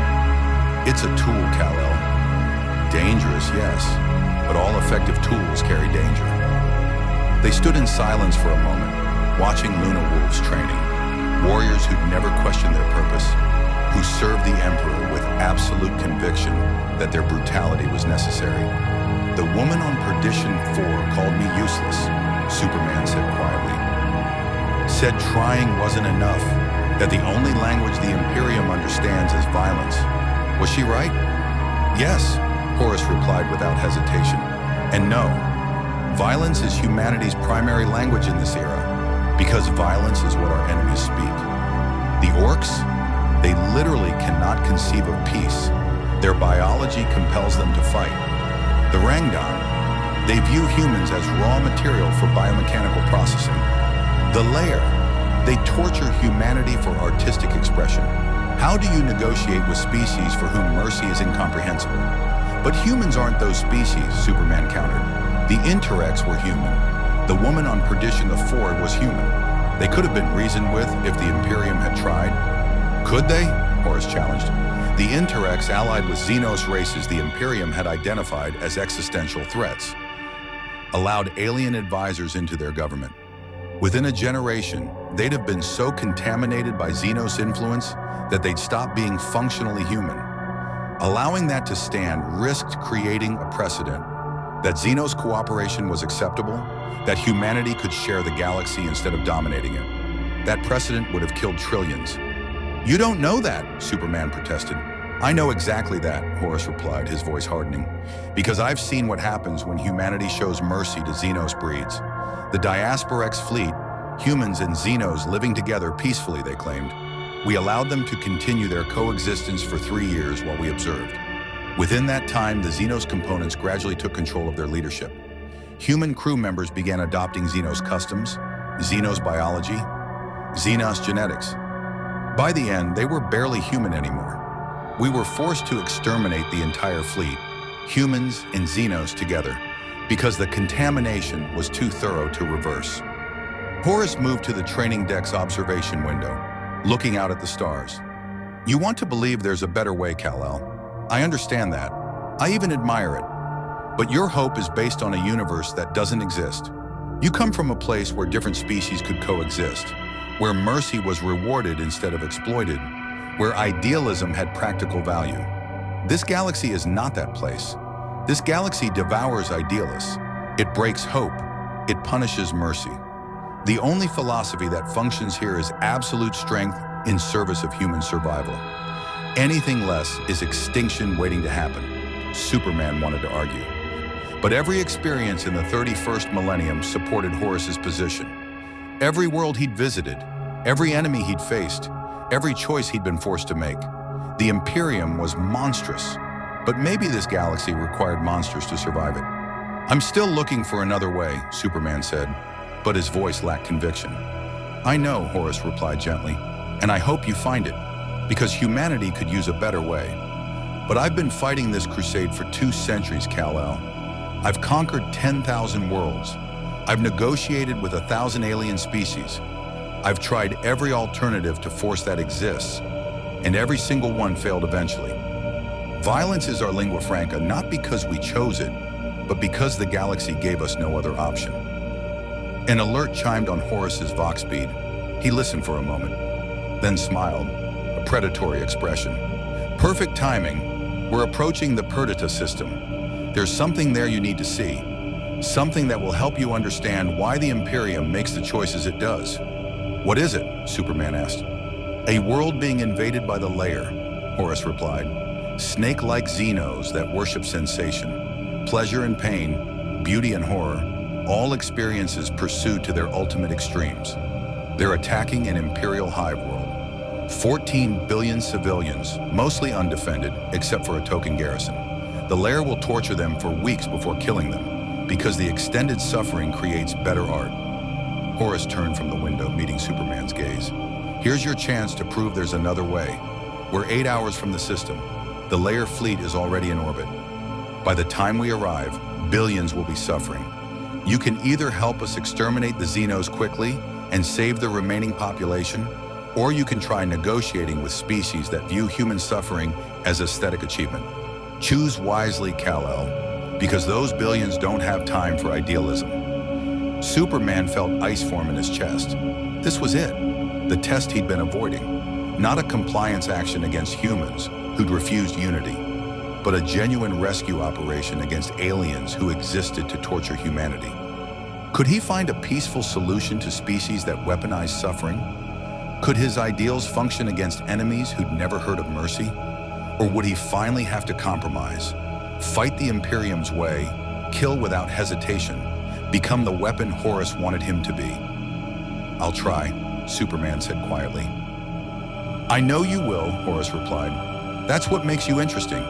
Most people adapt or die in this galaxy. But you'll keep trying to find redemption for a universe that doesn't believe in it. I'm curious to see how long your hope survives contact with the Lair. My estimation? 4 hours, maybe less." Horus left the training deck, already issuing orders to his fleet commanders, preparing for the battle ahead. Superman remained at the observation window, looking out at the stars, trying to remember why he'd believed in mercy in the first place. In the warp, vast intelligences stirred.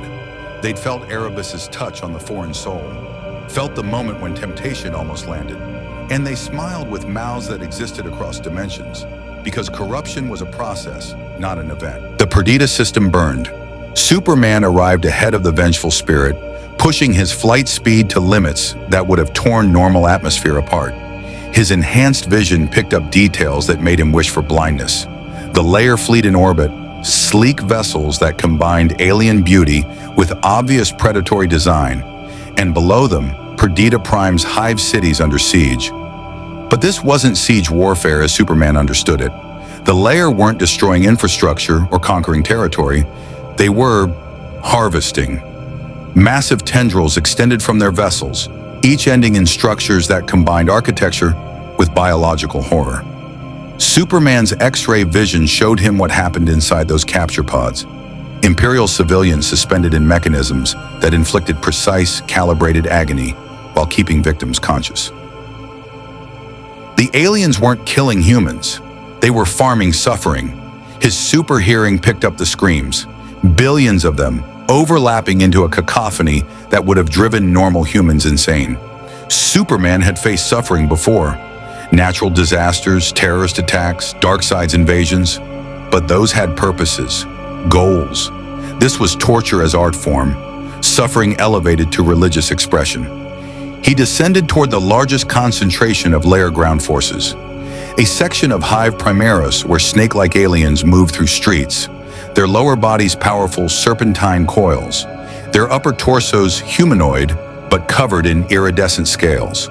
They carried weapons that looked like musical instruments, firing sonic frequencies that paralyzed humans without killing them, because they needed humans conscious for what came next. Superman landed in the central plaza with enough force to crack pavement, deliberately announcing his presence. Dozens of layer warriors turned toward him, their faces, if they could be called faces, expressing emotions Superman couldn't read. "Stop this," Superman commanded, his voice carrying across the plaza. "Release those people. Leave this world. There doesn't have to be more violence."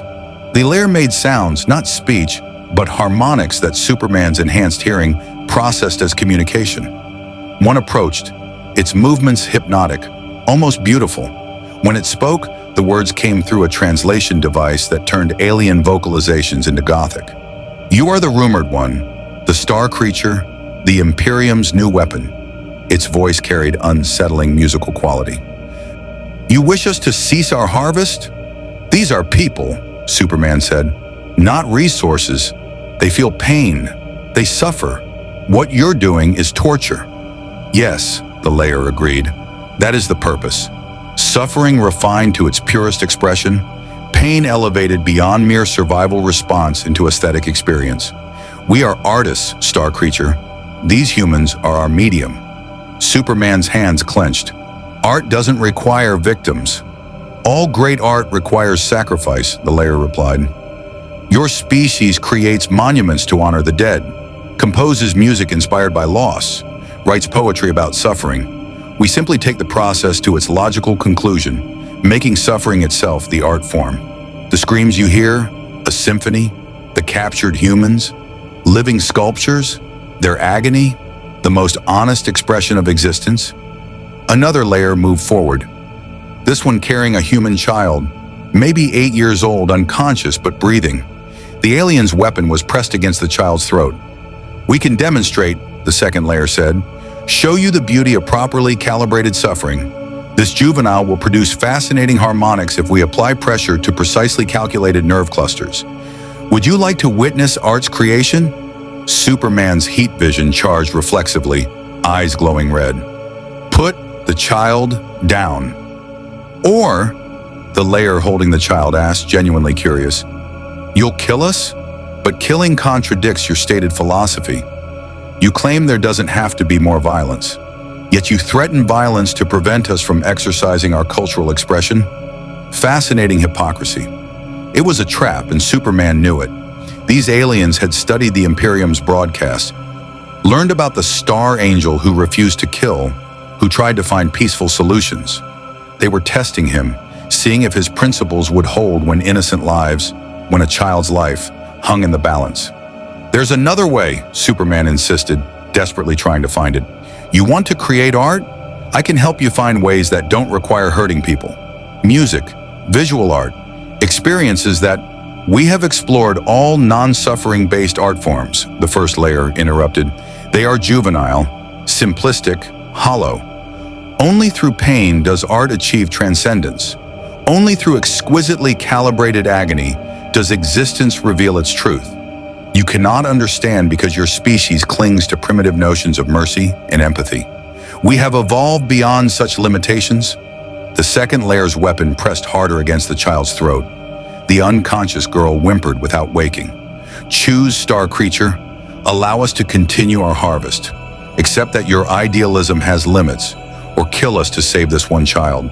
But know that killing us means abandoning your principles, proving that violence is indeed the only language the galaxy speaks. So which is it? Idealism or pragmatism? Mercy or murder?" Superman's mind raced through options.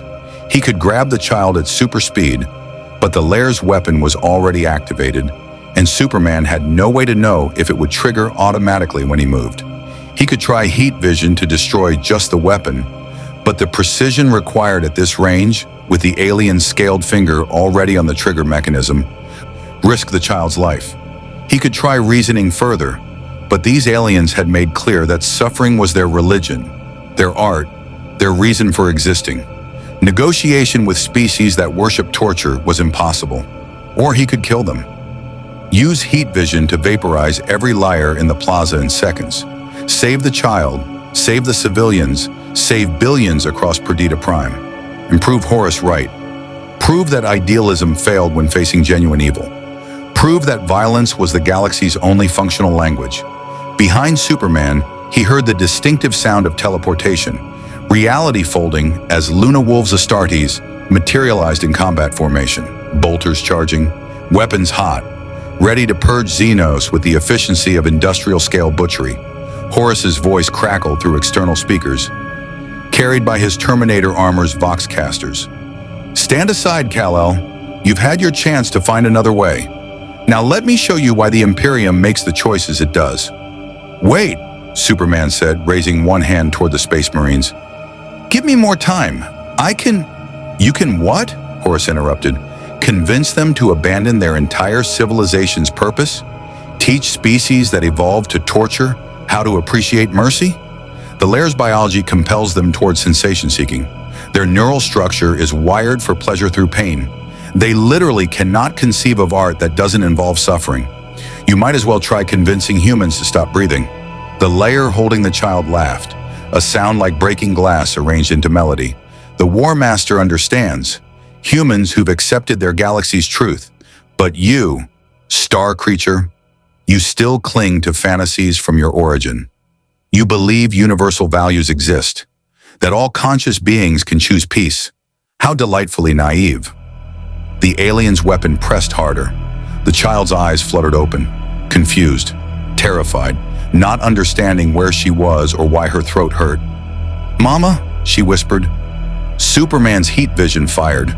The beam was precise, targeted specifically at the Lair's weapon, vaporizing it before the trigger could activate.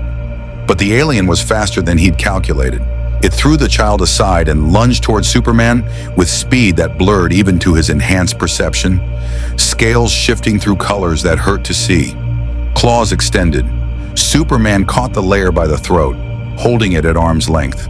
The alien's claws raked across his bioelectric field, harmless but persistent, seeking any weakness in his invulnerability. I don't want to kill you, Superman said through clenched teeth. Then you've already lost, the Lair replied, its voice somehow still musical despite Superman's grip cutting off its air supply. Because we have no such compunctions.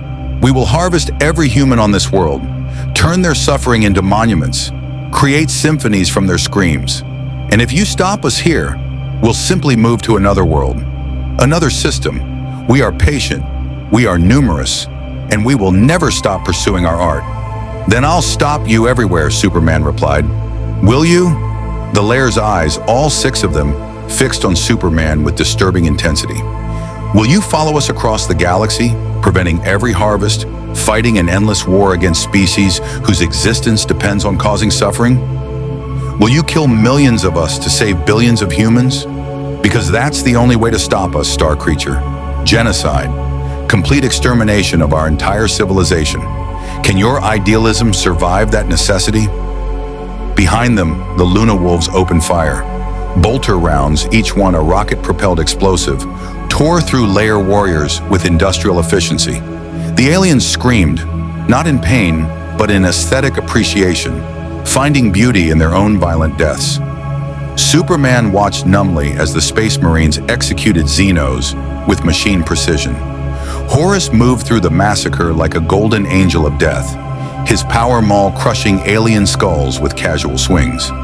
Within 90 seconds, every Lair in the plaza was dead or dying, except the one Superman still held by the throat. Well, Horus called out, approaching slowly. Are you going to kill it, or let it go so it can return to harvesting humans? Choose, Kal-El. Kill or be complicit in torture. Those are your only options. The Lair in Superman's grip smiled, an expression that combined too many teeth with alien geometry. Choose quickly, star creature. While you debate philosophy, my kin harvest thousands. Every second you hesitate is another human experiencing exquisite agony. Your mercy has a body count. How many will you allow to suffer while you preserve your moral purity? Superman's grip tightened involuntarily. The Lair's smile widened. Yes, it hissed. Feel the rage, the helplessness, the knowledge that idealism fails against genuine evil. This galaxy will break you, star creature. Break everyone eventually. Even gods learn to compromise in the grim darkness. Superman looked down at the alien in his hands, looked at the child huddled nearby, crying for a mother who might already be dead in one of the harvest pods, looked at Horus watching with expression of grim certainty, and made his choice. Superman's grip opened. The layer dropped, gasping, clutching its throat. For a moment it looked confused. Had the star creature actually shown mercy to species that worship suffering? Then Superman's heat vision fired again, not at the layer, at the harvest pods hanging from the alien vessels in orbit. Precise beams, carefully controlled, burning through the mechanisms holding captured humans while leaving the humans themselves unharmed. Thousands of pods simultaneously destroyed, prisoners falling free, saved through surgical application of overwhelming force. The layer looked up at Superman, understanding dawning in its alien eyes. Clever, it admitted, destroying our tools without killing our people. But temporary solution. We'll simply build more pods, capture more humans. Your power is impressive, star creature, but we are a civilization of billions across dozens of worlds. You cannot save everyone. Eventually, you'll have to choose. Kill us or watch humanity suffer.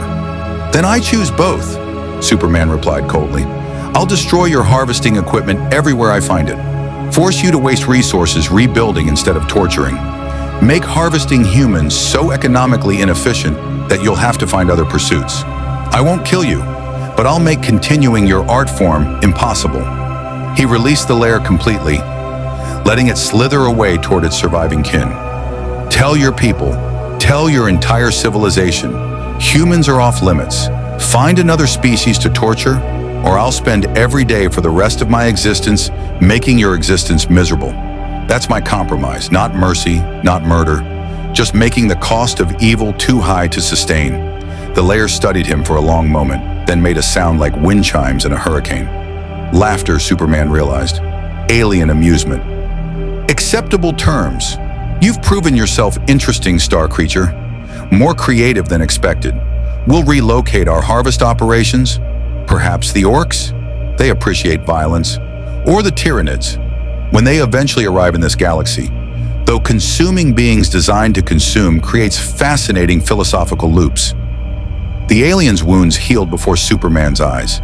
Advanced regeneration technology repairing damage in seconds. But understand this, the layer continued, its voice dropping to something almost respectful. You've only postponed conflict. Eventually our harvest fleets will return to human space.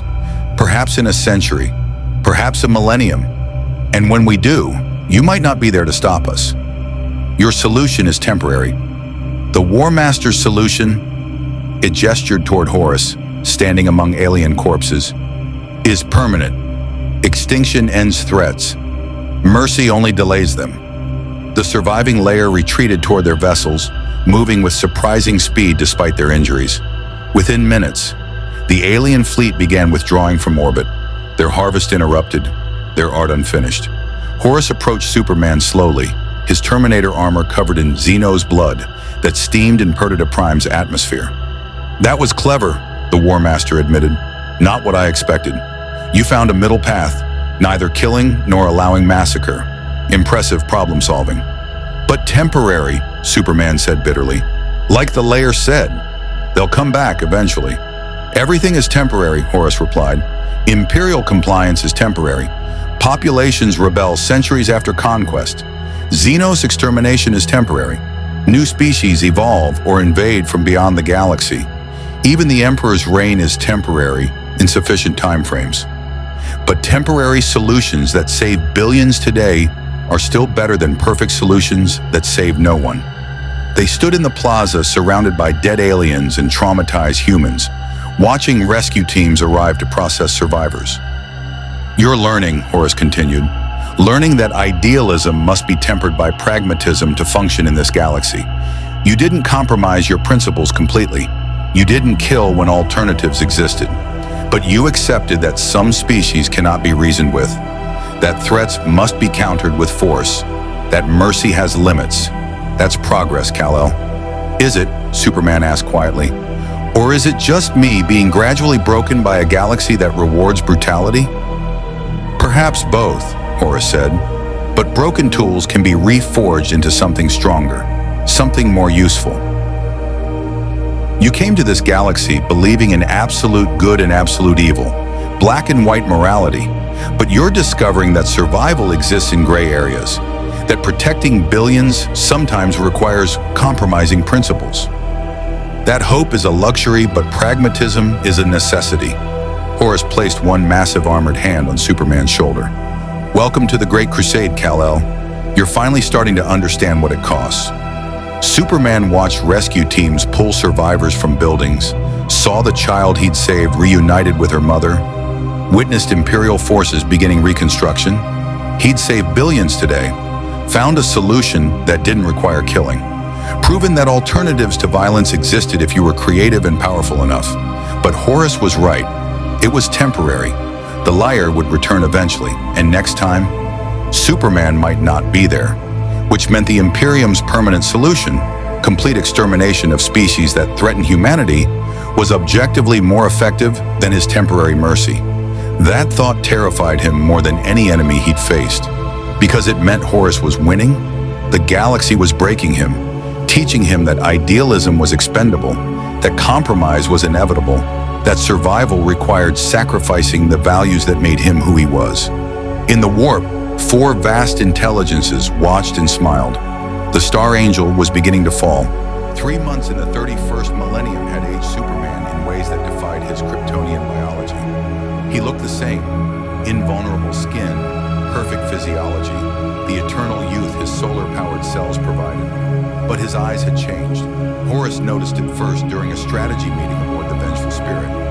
"You look tired," the War Master observed, which should be impossible for someone whose cells regenerate faster than damage can accumulate. Superman floated near the Strategium's observation window, watching another compliance fleet assemble. 600 ships preparing to bring 10 systems into Imperial unity. He'd stopped asking about the populations, stopped calculating the billions who'd lose their autonomy in the name of humanity's survival. "I'm not tired," Superman replied. "I'm just seeing clearly now." He'd witnessed 17 compliance actions, fought alongside Luna wolves against orc invasions on 3 worlds, saved 4 billion civilians from Tyranid vanguard organisms that had somehow arrived centuries early, watched the Imperium execute 2 planetary governors for heresy. Their crime was suggesting the Emperor might be fallible. And with each experience, his certainty eroded further. The Imperium was monstrous. That hadn't changed.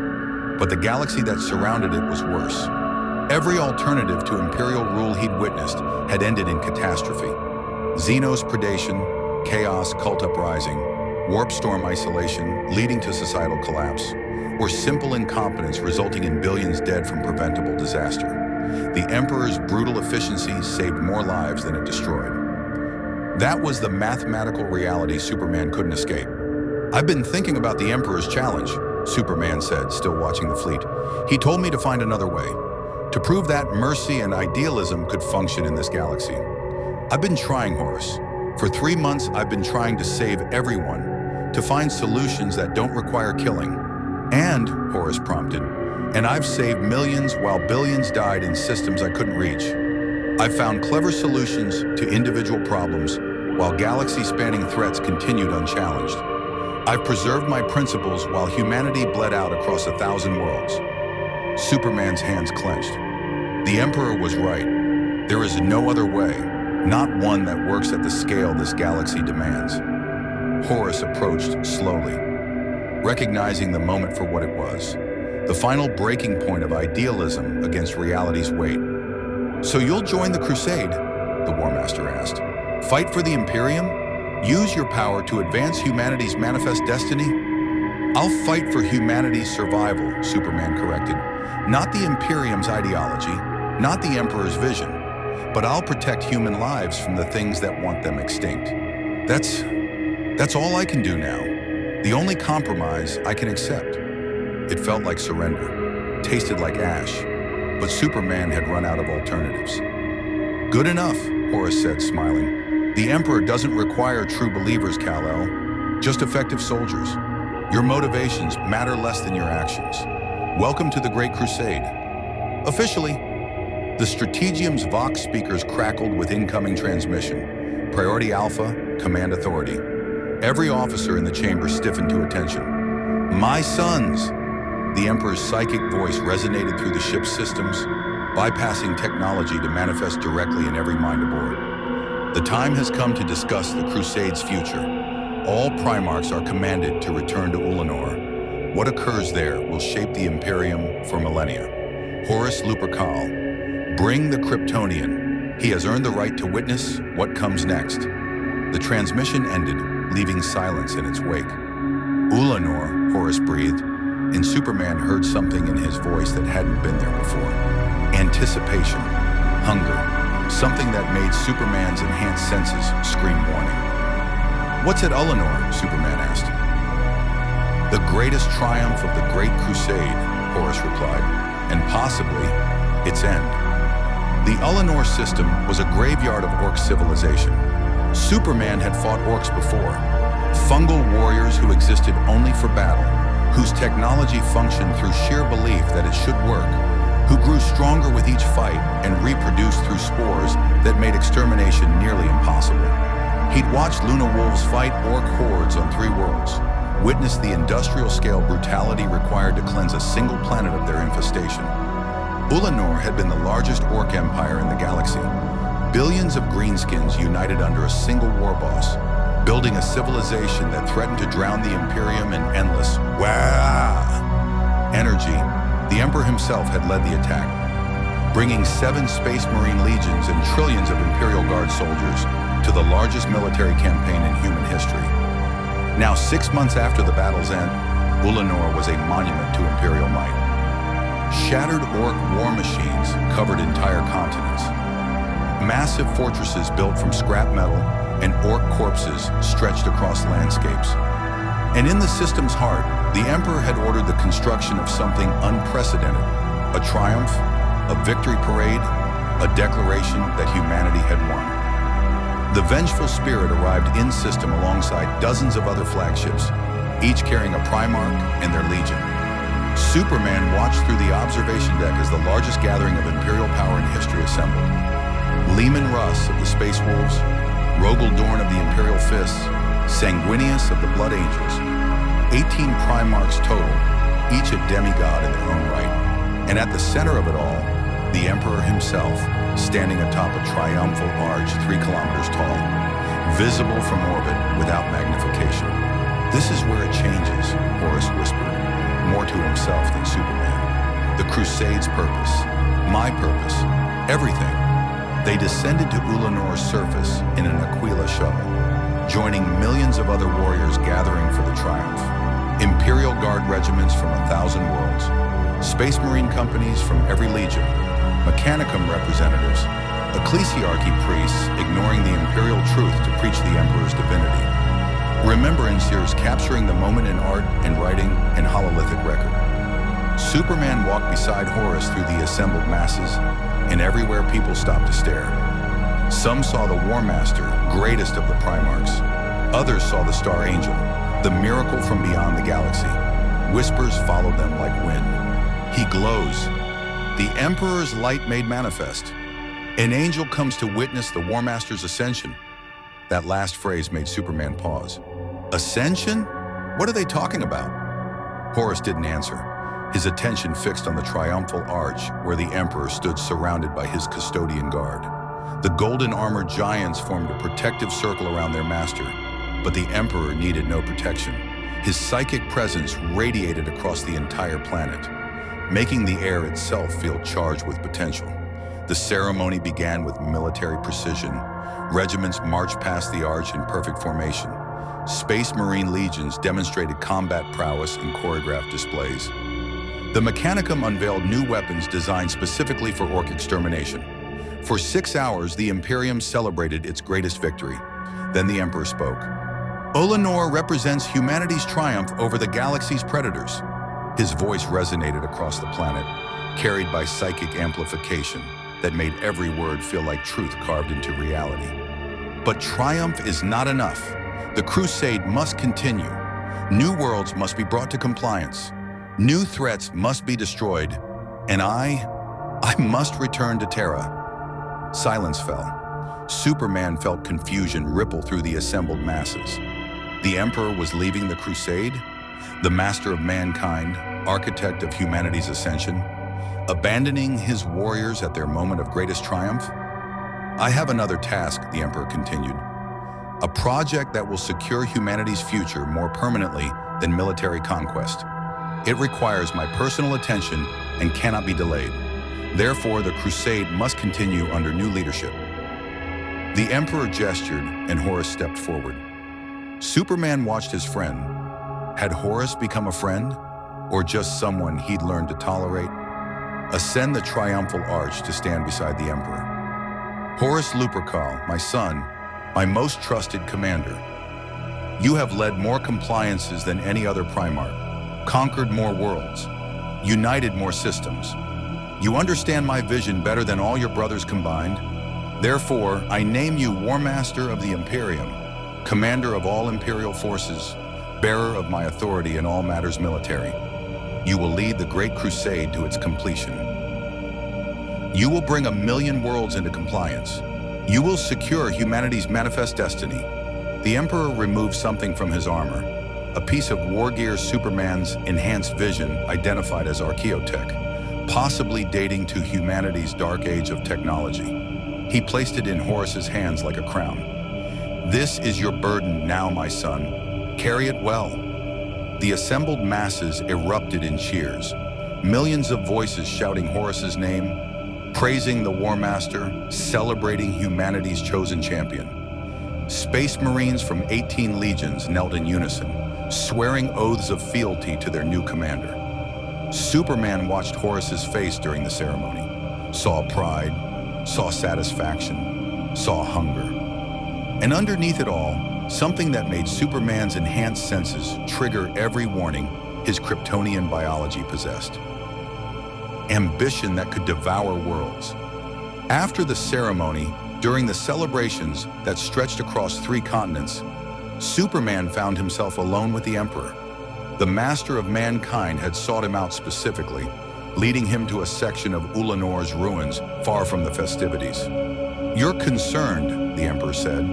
Not a question, simple observation. Horus is ambitious, Superman replied carefully. You've given him control of the entire Imperial military. That's a lot of power for one person.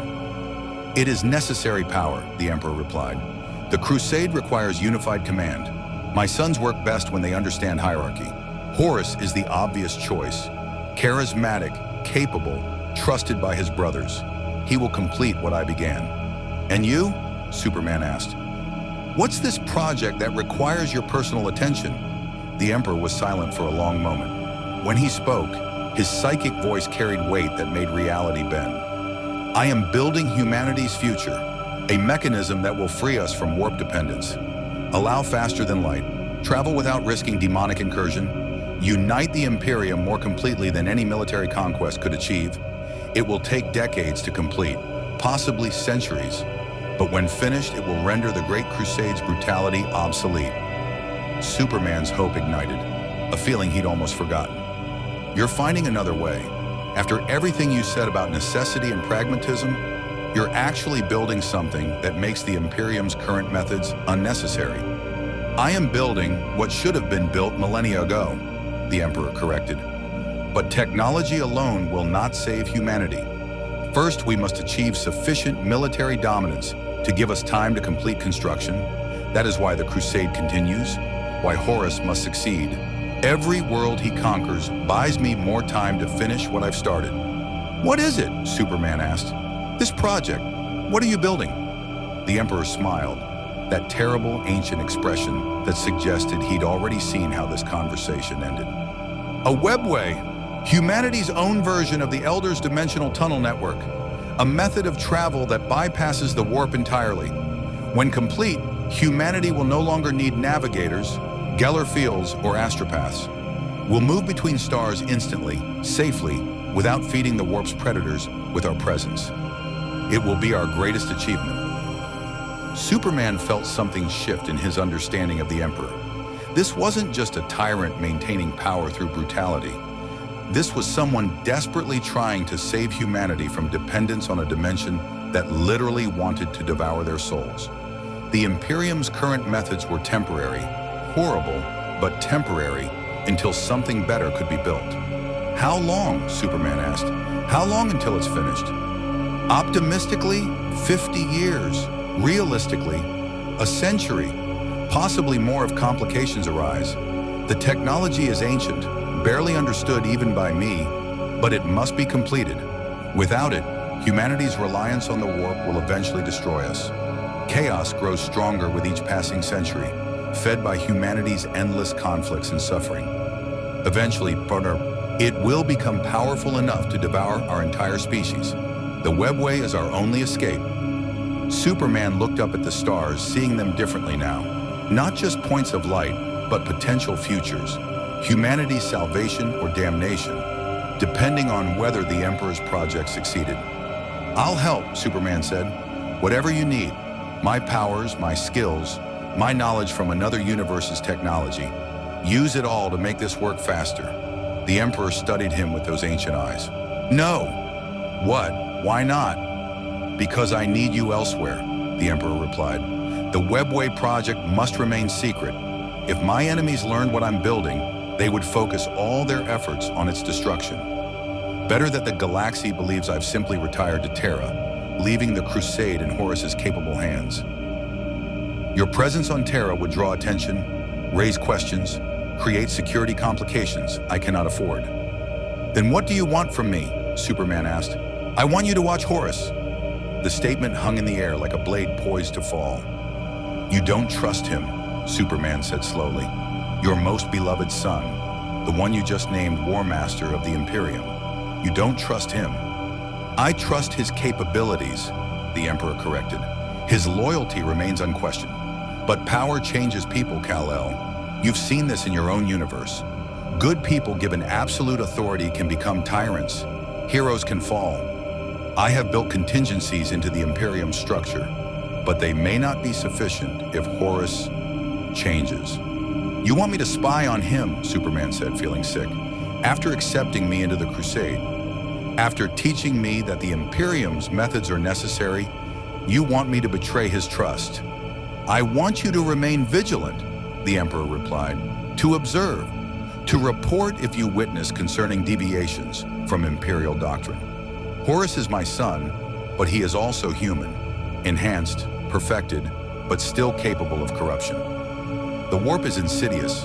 It works gradually, turning loyalty into ambition, confidence into arrogance, strength into tyranny.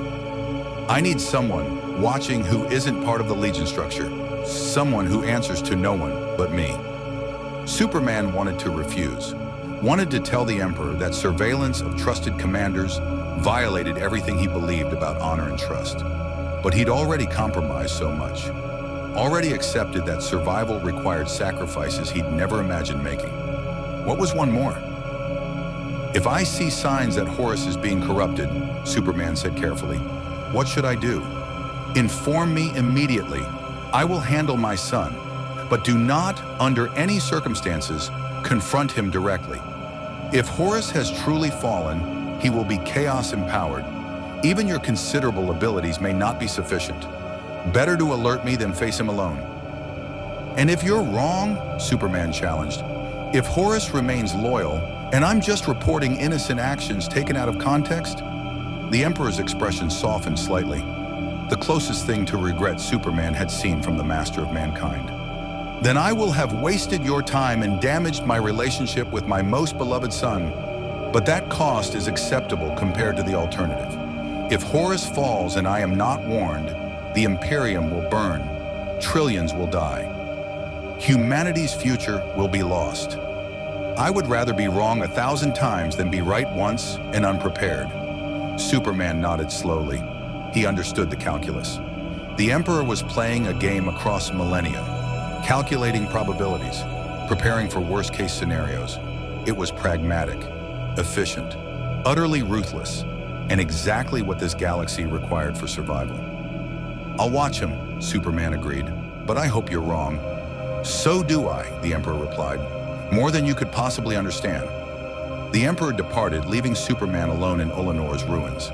Above, the celebrations continued, millions of voices raised in triumph, celebrating humanity's greatest victory and the War Master who would lead them to future glories. Superman looked up at those celebrations and felt only dread. Because he'd seen Horus's face during the coronation, seen the hunger, the ambition, the absolute certainty that he deserved the power being granted. And Superman had learned, across 3 months in the 31st millennium, that absolute power in this galaxy never ended well. The question wasn't whether Horus would fall, the question was when, and whether Superman would be strong enough to stop him. The Star Angel would fall eventually. Everyone did. The plague started on Davin. Superman had been fighting alongside the Luna Wolves for 6 months since Ulinor, participating in dozens of compliance actions across the segmentum. He'd watched Horus command the crusade with brilliant efficiency, coordinating 18 Primarch's legions into a machine of conquest that brought systems into compliance faster than Imperial cartographers could update their maps. And he'd watched for signs of corruption, deviations from Imperial doctrine, evidence that the Emperor's fears were justified. He'd found nothing. Horus remained the perfect war master, charismatic, capable, loyal to the Emperor's vision, even as he executed it independently. If anything, he seemed more dedicated to the crusade now that the Emperor's eyes weren't constantly watching. Then Davin happened. The world was a simple compliance, primitive human civilization that worshiped local spirits, easily brought to Imperial unity through demonstration of superior technology. The operation should have taken days. Instead, it became a nightmare. Horus had been wounded. Superman hadn't witnessed it directly. He'd been 3 systems away, stopping a Dark Eldar raiding party from harvesting an Imperial agricultural world. But he'd heard the reports through the fleet's Vox network. The War Master injured during close combat with a local warlord. The wound festering despite the best efforts of Legion apothecaries. Horus, the Emperor's favored son, brought to the edge of death by a primitive blade coated in unknown toxins. Superman arrived at the Vengeful Spirits Medicaid deck to find chaos. Apothecaries frantically working on a figure lying on a surgical table surrounded by medical equipment that combined advanced technology with religious iconography. And around the Medica Bay, dozens of Space Marines knelt in prayer, despite the Imperial Truth's prohibition on such behavior. "Let me through," Superman said, pushing past the Luna Wolves with gentle insistence. His enhanced vision penetrated the medical privacy screens, seeing Horus's condition before anyone could warn him. It was bad, worse than bad. The War Master's genetically perfected physiology was shutting down, fighting something his enhanced immune system couldn't process. The wound on his shoulder, small, barely visible, radiated corruption that Superman's enhanced senses detected as wrongness fundamental to reality itself. This wasn't biological poison. This was warp taint. Chaos corruption injected directly into the War Master's bloodstream. "Can you help him?" Ezekiel Abaddon grabbed Superman's shoulder, desperation breaking through the first captain's usually controlled demeanor. "Your powers? Can they heal him?" Superman approached the surgical table slowly. His X-ray vision showed him Horus's internal systems in terrifying detail. The corruption was spreading through his lymphatic system, targeting organs that shouldn't exist in human biology. Primarch-specific augmentations, genetic modifications the Emperor himself had installed, were being systematically destroyed. "I don't have healing powers," Superman admitted. "Not like this. I can cauterize wounds with heat vision, maybe burn away infection. But this," he gestured at the spreading corruption, "this is beyond my ability to fix. You need the Emperor. He created Horus. He might know how to save him." "Terra is 6 months away by warp travel," Abaddon said bitterly. "Horus doesn't have 6 hours. The corruption is accelerating. By the time we send a message and receive response, the War Master will be dead." "Then what are you doing?" Superman demanded. "Standing here praying won't save him." "We're doing everything we can," one of the apothecaries replied, his augmetic hands adjusting medical instruments with precise desperation. "But the toxin is of unknown origin, possibly Xenos, possibly Archaeotech. Every treatment we attempt accelerates the corruption instead of slowing it. It's as if the poison is adapting to our interventions." Because it wasn't poison, Superman realized. It was alive, intelligent. Chaos corruption that recognized it was being attacked and evolved countermeasures in real time. There's another option, a voice said from the Medicaid Deck's entrance. Superman turned to see Erebus, the word-bearer who tempted him months ago, entering with several of his Legion brothers. The Davanites have lodges, religious organizations that worship the local spirits. They claim to possess healing magic, ancient sorcery passed down through generations. Magic, Abaddon spat. The Emperor forbids such superstition. The Emperor isn't here, Erebus replied calmly. Horus is dying. Do you let him die to preserve the Imperial truth? Or do you explore every option, even ones that violate doctrine? Superman felt ice form in his chest. This was it, the moment the Emperor had warned him about. The gradual corruption that started with reasonable compromises and ended with damnation. No, Superman said firmly. Warp-based healing will make things worse. Whatever's killing Horus came from the warp. Exposing him to more warp energy will feed the corruption. You don't know that, Erebus countered. You're not a Medicaid expert, not trained in Imperial biology. You're a well-meaning alien making assumptions based on limited understanding. The Davanite lodges have practiced their healing arts for millennia. They might succeed where Imperial medicine fails. The Medicaid Deck's alarm systems screamed warning. Horus's vital signs were crashing. His enhanced hearts, all three of them, were failing simultaneously. Abaddon looked between Superman and Erebus. Calculation wore with desperation on his scarred face. Get the Davanite healers, the first captain ordered, whatever it costs. Abaddon, no, Superman pleaded. This is a mistake. This is exactly what Chaos wants, to force you into compromising, to make corruption seem like the only option. Fight it. Find another way. There is no other way, Abaddon shouted, control finally snapping. The War Master dies in minutes without intervention. You want me to watch him die rather than try something that might work? That's not nobility, alien. That's cowardice dressed up as principle. Superman had no counter-argument, because Abaddon was right. Standing on ceremony while Horus died would accomplish nothing except satisfying Superman's moral purity. And he'd already learned across 6 months in the 31st millennium that purity was a luxury this galaxy couldn't afford. But he also knew, with absolute certainty that came from enhanced senses detecting warp corruption, that whatever the Davanites did would make things infinitely worse. He had to choose. Stop Abaddon by force and let Horus die maintaining Imperial doctrine, or allow the intervention and watch chaos sink its claws deeper into the War Master's soul. Either way, the Emperor's fears were being realized. The Davanite temple was wrong. Superman felt it the moment they entered. Architecture that followed geometries his Kryptonian mind couldn't fully process. Shadows that moved independently of light sources. Air that tasted like screaming. His enhanced senses recoiled, every biological warning system triggering simultaneously. They'd brought Horus here on a grav stretcher, the War Master's condition deteriorating with each passing moment. Luna Wolves surrounded him in protective formation, weapons ready, scanning for threats that conventional sensors couldn't detect. The Davanite priests wore robes marked with symbols that hurt to see. Their faces were hidden behind masks decorated with features that belonged to no species Superman recognized. Too many eyes, too few mouths, proportions that suggested dimensions beyond the standard 3.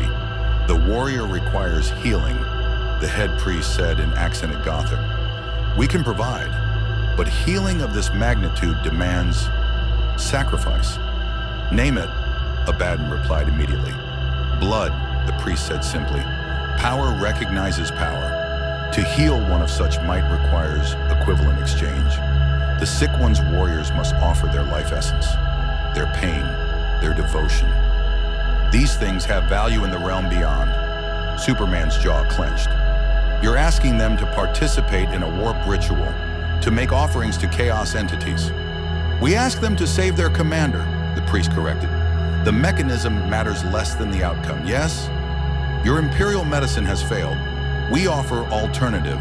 Accept or watch mighty warrior die. Abaddon looked at his battle brothers. 50 Luna Wolves, each a genetically enhanced super soldier worth more than entire armies. They'd followed Horus across the galaxy, conquered hundreds of worlds in his name, sworn oaths of absolute loyalty. "Do it," Abaddon commanded. "Whatever they need." The ritual began with chanting, words in a language that predated humanity, syllables that made reality shiver. The Davinite priests moved around Horus's unconscious form, drawing symbols on the floor in substances Superman's enhanced vision identified as human blood, mixed with compounds that shouldn't exist in nature.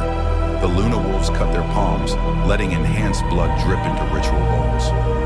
Each drop seemed to evaporate before hitting the container's bottom, disappearing into somewhere else. And Superman felt something stir in the warp, beyond reality. A presence vast and terrible, turning its attention toward Davin, toward Horus, toward the offering being made in desperation and ignorance. "Stop this!" Superman shouted, moving to disrupt the ritual. But Erebus was faster, placing himself in Superman's path, hands raised in placating gesture. "Let it finish," the word-bearer said. "Horus is being healed. Look." Superman's X-ray vision confirmed it. The corruption in Horus's body was receding, his vital signs stabilizing, his enhanced biology repairing damage at accelerated rates. The War Master was recovering, but at what cost? Superman's enhanced senses detected something else happening, something the Medici equipment couldn't measure. Horus's soul, the psychic presence that made him who he was being touched by something from the war, influenced, changed. "No," Superman whispered, horror dawning. "You haven't healed him. You've infected him." "We've saved his life," Erebus corrected. "Everything else is interpretation." The ritual completed. The Davinite priests bowed and retreated, their payment received, their work done. Horus's eyes opened, and for just a moment, Superman saw something looking out from behind them, something that wasn't the War Master he'd learned to respect. Then Horus blinked, and the moment passed. What happened?" the War Master asked, his voice weak but recovering strength rapidly. "You were wounded," Abaddon explained, relief flooding his expression. "Poisoned by a chaos-tainted blade. We brought you to Davin's healers. They saved you, my War Master." Horus sat up slowly, examining his shoulder where the wound had been. The flesh was unmarked, no scar, no sign that anything had ever been wrong. But Superman's enhanced senses detected residue, warp energy soaked into Horus's cells at the molecular level.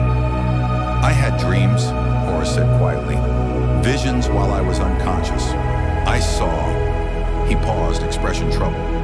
"I saw the Emperor, standing before me, telling me I was weak, that I'd failed, that all my accomplishments meant nothing because I was just a tool to be discarded when no longer useful." "The Emperor would never..." Abaddon began. "I know what I saw," Horus interrupted, his voice carrying edge that hadn't been there before. "The Emperor abandoned the crusade, left us to fight his wars while he pursues his own projects on Terra. Projects he won't explain, secrets he won't share. How is that trust? How is that loyalty?" Superman felt his blood run cold. This was exactly what chaos did.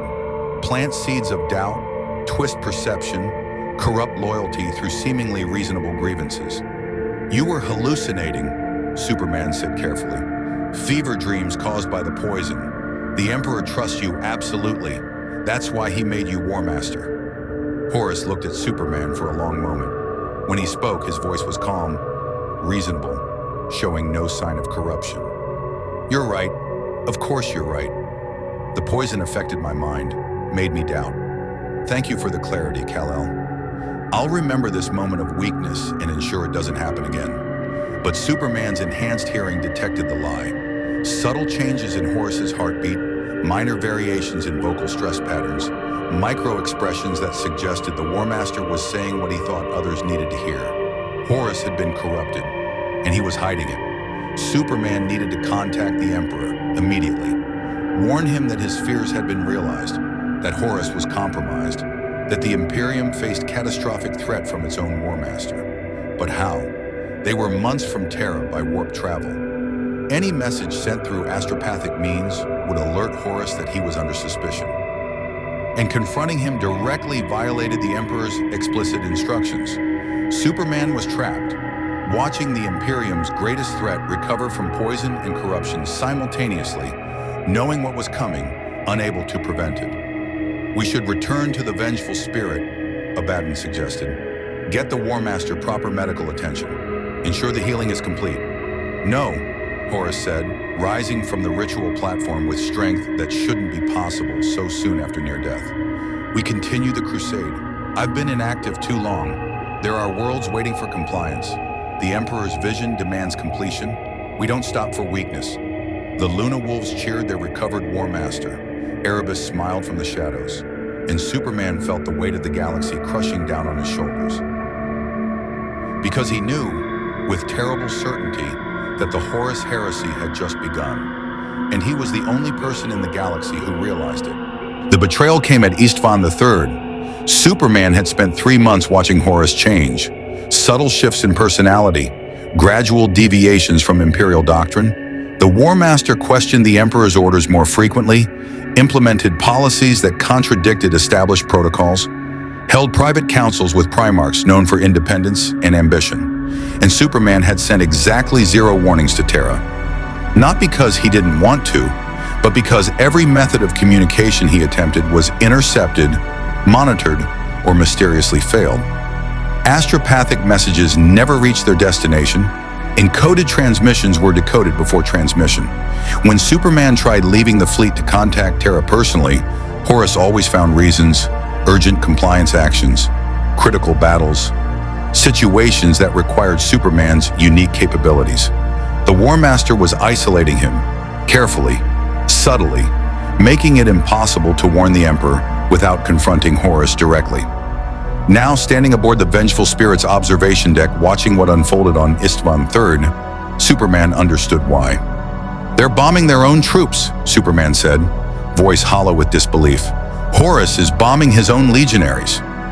Captain Garrow of the Death Guard stood beside him, the Space Marine's expression hidden behind his helmet, but his body language radiating shock. "Not all legionaries, only the ones loyal to the Emperor, the ones who would never turn traitor. Horus sent them to the surface under pretense of compliance action. Now he's purging them with virus bombs. On Istvan III's surface, billions died. Virus bombs, weapons so horrific the Imperium only deployed them for the most extreme exterminatus operations, detonated across the planet's surface. The Life Eater virus consumed all biological matter in seconds, turning flesh into flammable gas that ignited into firestorms that burned hot enough to crack to continue. 10:23 p.m. tectonic plates. And in those flames, thousands of Space Marines, loyal to the Emperor, unknowing of their War Master's betrayal, died screaming. "I have to stop this," Superman said, already moving toward the observation deck's exit. He'd fly down there, use his super breath to disperse the virus clouds, his heat vision to create fire breaks, his speed to evacuate survivors before the flames consumed them. "You can't," Garrow replied, blocking his path. The Death Guard captain was half Superman's size and possessed perhaps 1/100th his strength, but his voice carried absolute certainty. "The moment you leave this ship, Horus will know you've turned against him. He'll deploy assets to stop you, and he's had months to prepare for that possibility." "Then I fight through them," Superman replied. "I've held back because I was trying to understand, trying to give Horus the benefit of doubt, trying to believe the Emperor was wrong. But this," he gestured at the burning planet, "this is genocide, mass murder, betrayal of everything the Imperium claims to stand for. I won't stand here and watch." "Neither will I," Garrow agreed. "But charging in blind means we die achieving nothing. Better to survive, escape, warn Terra. Let the Emperor respond with the full might of the Imperium." Superman's enhanced hearing picked up approaching footsteps, power armor moving through the Vengeful Spirit's corridors with military precision. Lots of it, converging on their position. "They know we know," Superman realized. "Horus is moving against anyone who might resist." "Then we run," Garrow said simply. "My frigate, the Eisenstein, is docked at Bay 12. If we can reach it before—" The observation deck's doors exploded inward.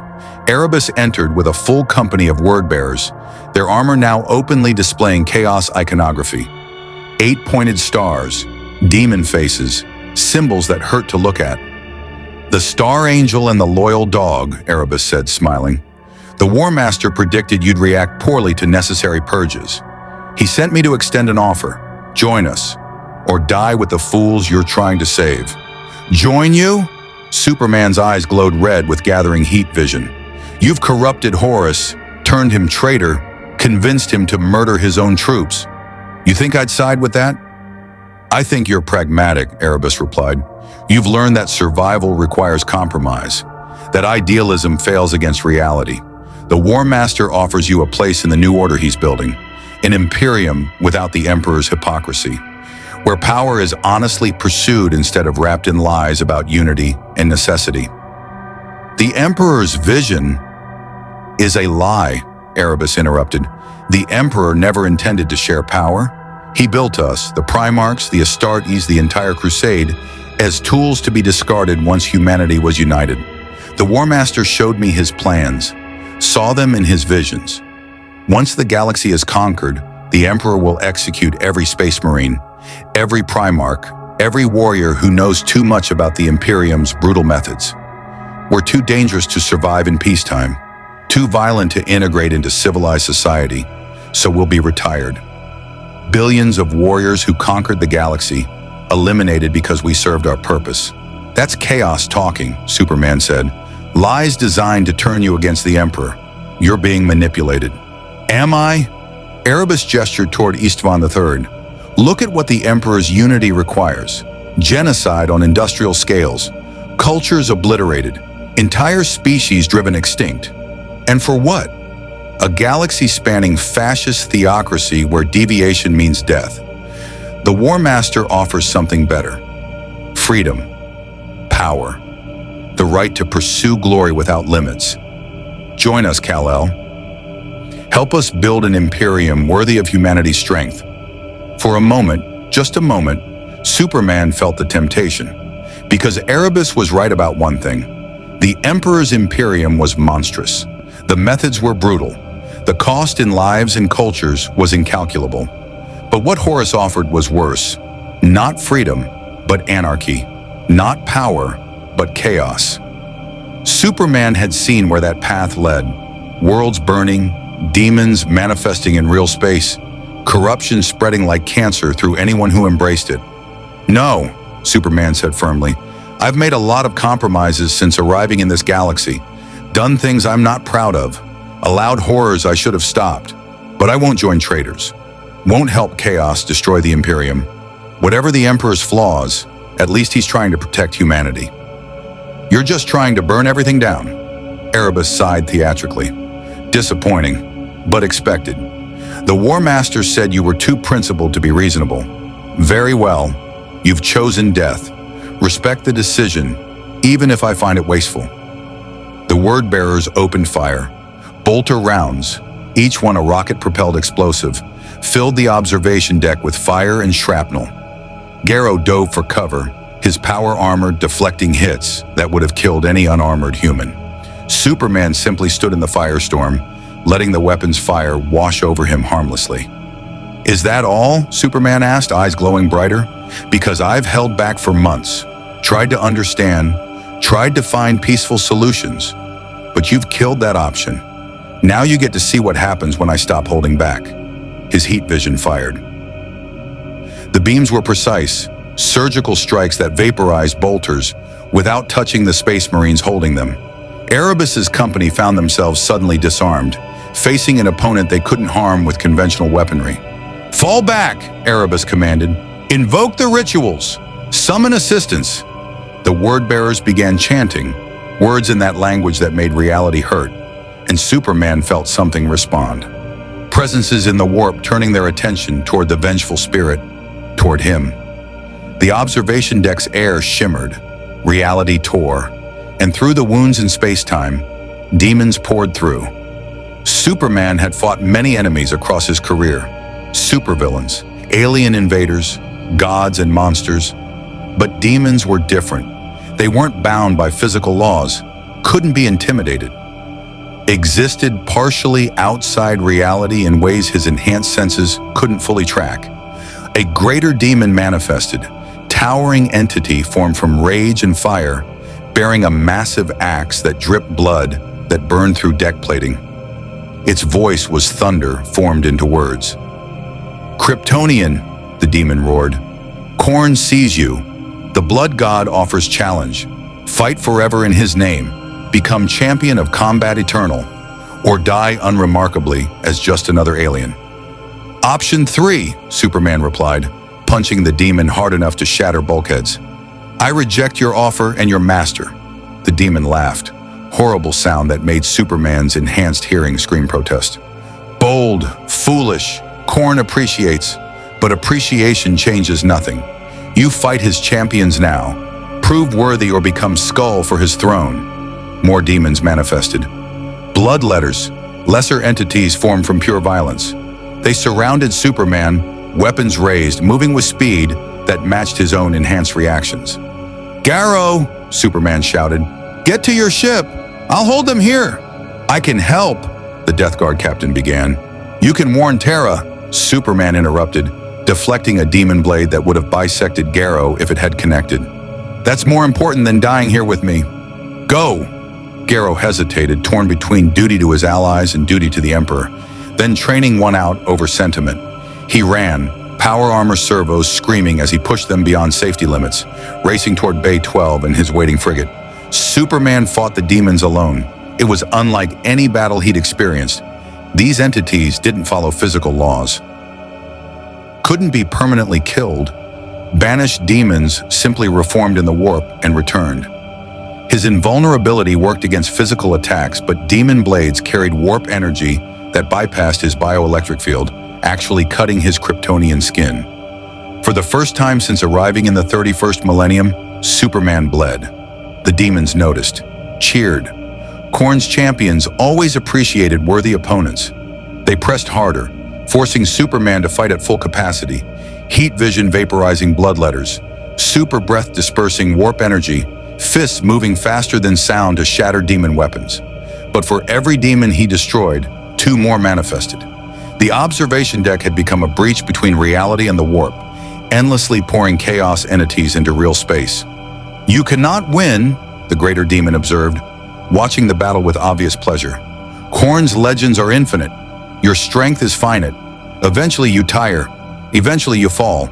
Then your skull joins the throne. Blood for the blood god." "I don't have to win," Superman replied, using heat vision to seal the largest warp breach. "I just have to last long enough for Garrow to escape." He fought for 20 minutes that felt like hours, pushed his Kryptonian biology to limits he'd never tested, discovered that sufficient warp corruption could actually poison his cells, that demon blades could wound him if they struck enough times in the same location, that even his enhanced stamina had limits when fighting infinite enemies. His cape was shredded. His suit bore cuts. Blood, Kryptonian blood, stained the observation deck's ruined floor, but he held. Then the vengeful spirit's proximity alarms wailed. Superman's enhanced hearing picked up distant explosions. Garrow's frigate, the Eisenstein, breaking from docking clamps and firing thrusters at emergency power, racing toward the system's edge where it could enter the warp and escape to Terra. "He's clear," Superman whispered, relief flooding through him. At least one person would reach the Emperor. "Warn him. Give him time to prepare." "We're done here," the greater demon announced. The bloodletters stopped attacking, stepping back to form a circle around Superman. "You fought well, Kryptonian. Khorne is pleased. He offers one final chance. Swear to him, become his champion, fight forever in the eternal war. It's what you were made for." "I was made to help people," Superman replied, breathing hard. "Not slaughter them for a chaos god's amusement." "Then you die," the demon said simply. It raised its massive axe. "Khorne claims your skull." The axe fell. Superman caught it, bare hands on a demon blade forged from warp energy and incarnated rage. His Kryptonian cells screamed protest, his bioelectric field barely holding against corruption that wanted to devour his soul. But he held. "No," Superman said quietly. "I'm not dying here. Not while Horus is still killing loyalists. Not while this heresy threatens the Imperium. I survive, and then I stop this." He twisted the axe, shattering it. The demon roared in disbelief. its weapon destroyed by immortal strength. Superman used the moment of surprise to unleash heat vision at maximum power, burning through the greater demon's manifestation, banishing it back to the warp. The Bloodletters attacked in fury. Superman fought through them, accepting wounds, trading blood for progress, pushing toward the observation deck's exit. His Kryptonian healing factor worked against the warp corruption, closing wounds almost as fast as they opened, purging demon taint through sheer biological resilience. He reached the corridor, slammed the blast doors shut, used heat vision to weld them closed from this side. It wouldn't hold long. Demons could eventually claw through any barrier. But it bought him time. Time to find a ship. Time to escape the vengeful spirit before Horus realized he'd survived. Time to reach Terra and join whatever defense the Emperor mounted against the coming heresy. Superman flew through the vengeful spirit's corridors at speeds that left sonic booms in his wake. Behind him, he heard alarms triggering, automated defenses activating, Horus's voice on every Vox speaker commanding the Star Angel's capture. The galaxy's hope had become its most wanted fugitive, and the Horus Heresy had truly begun. Terra burned. Not literally, not yet. But Superman's enhanced vision saw the fires of civil war spreading across the Sol system as Horus's armada emerged from the warp. 7 years had passed since Istvan III. 7 years of galaxy-spanning betrayal, brother fighting brother, Primarchs turning traitor or dying to stop them. Half the Space Marine legions had followed Horus into damnation. The other half bled themselves dry, trying to reach Terra before the traitors. Superman had fought in a dozen battles across those 7 years, saved billions, failed to save trillions. Watched the Imperium tear itself apart while chaos laughed from the warp. And now the war had reached humanity's birthworld. He stood atop the Imperial Palace's highest spire, the Sanctum Imperialis, watching the traitor fleet position itself in orbit. Hundreds of warships, each kilometers long, bristling with weapons that could reduce continents to glass. And at their center, the vengeful spirit, Horus's flagship, the vessel Superman had once called temporary home. "He's here," Rogel Dorn said, approaching in full Terminator plate. The Primarch of the Imperial Fists had fortified Terra into the greatest fortress in human history. Every approach mined, every corridor trapped, every wall reinforced with ceramite and faith. The final battle, everything we fought for, comes down to this. "Where's the Emperor?" Superman asked. He'd arrived at Terra 3 months ago, escaping the heresy's front lines, expecting to find the Master of Mankind preparing his defense. Instead, he'd found the palace sealed, the Emperor locked in his Webway project, refusing to abandon his work even as the traitors approached. "Still in the dungeons," Dorn replied, frustration bleeding through his normally controlled tone. His Webway nearly complete. He claims that if he abandons it now, 7 years of work will be lost. That humanity's only escape from warp dependence will fail. But if he doesn't defend Terra, the Primarch didn't finish the sentence. Didn't need to. "Then we defend it for him," Superman said. "How many defenders do we have?" "The Imperial Fist Legion, the Blood Angels, the White Scars, 3 Titan Legions, 5 billion Astra Militarum. Every able-bodied human on Terra, armed and ready to die for the Imperium." Dorn's expression was grim. "Against 9 traitor legions, demon hordes, and a war master empowered by all 4 chaos gods. We're outnumbered 3 to 1, outgunned worse. Our only advantage is fortifications. And even those won't hold forever." Superman's super hearing picked up the first bombardment. Massive shells the size of buildings launched from orbit, detonating against Terra's void shields with force that made the planet shudder. The siege had begun. "I can go up there," Superman offered. "Fight the fleet directly.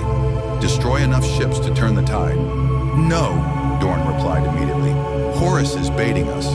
He wants you in orbit where demons can swarm you without limit, where he can isolate and corrupt you away from Terra's psychic defenses. You're more valuable here, defending the palace walls when they inevitably breach. Horus will come for the Emperor eventually. When he does, you must be ready." The bombardment intensified. Superman watched void shields flicker and fail across the palace's outer districts.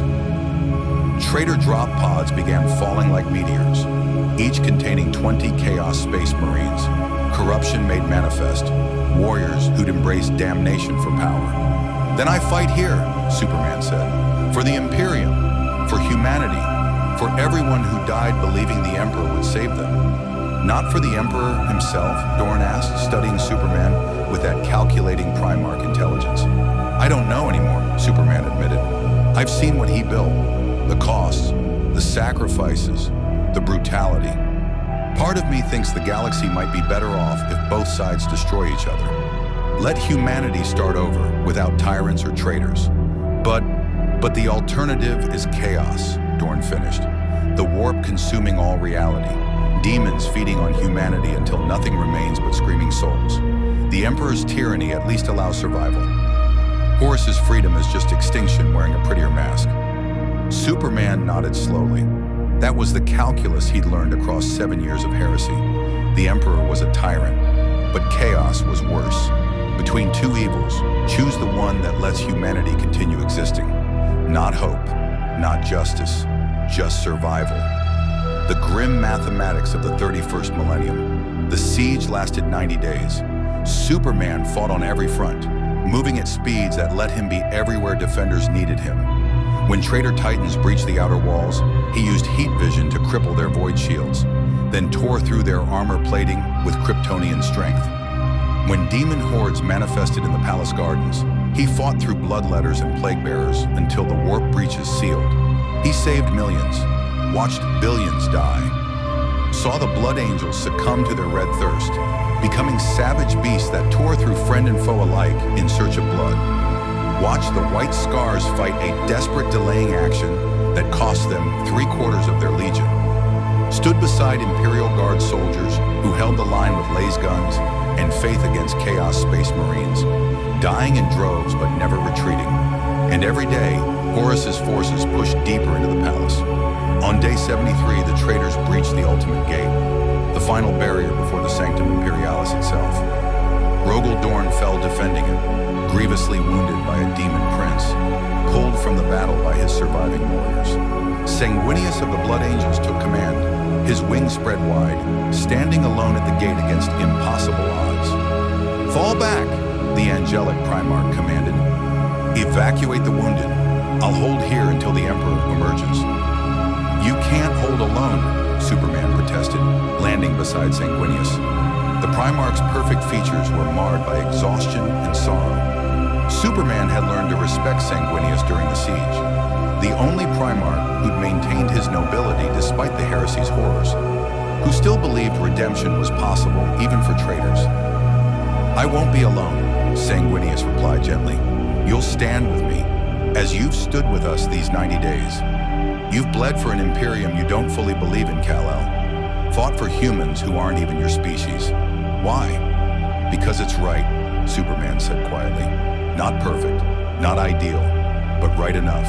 And sometimes, right enough has to be sufficient." Sanguinius smiled, sad expression that suggested he knew something Superman didn't. "Then let's show them what right enough looks like." They fought for 6 hours. Superman and Sanguinius, alien and Primarch, holding the ultimate gate against 9 traitor legions. Superman used every power his Kryptonian biology granted. Heat vision vaporizing Chaos Space Marines, super breath dispersing plague clouds, strength tearing through Terminator armor, speed matching even demon princes.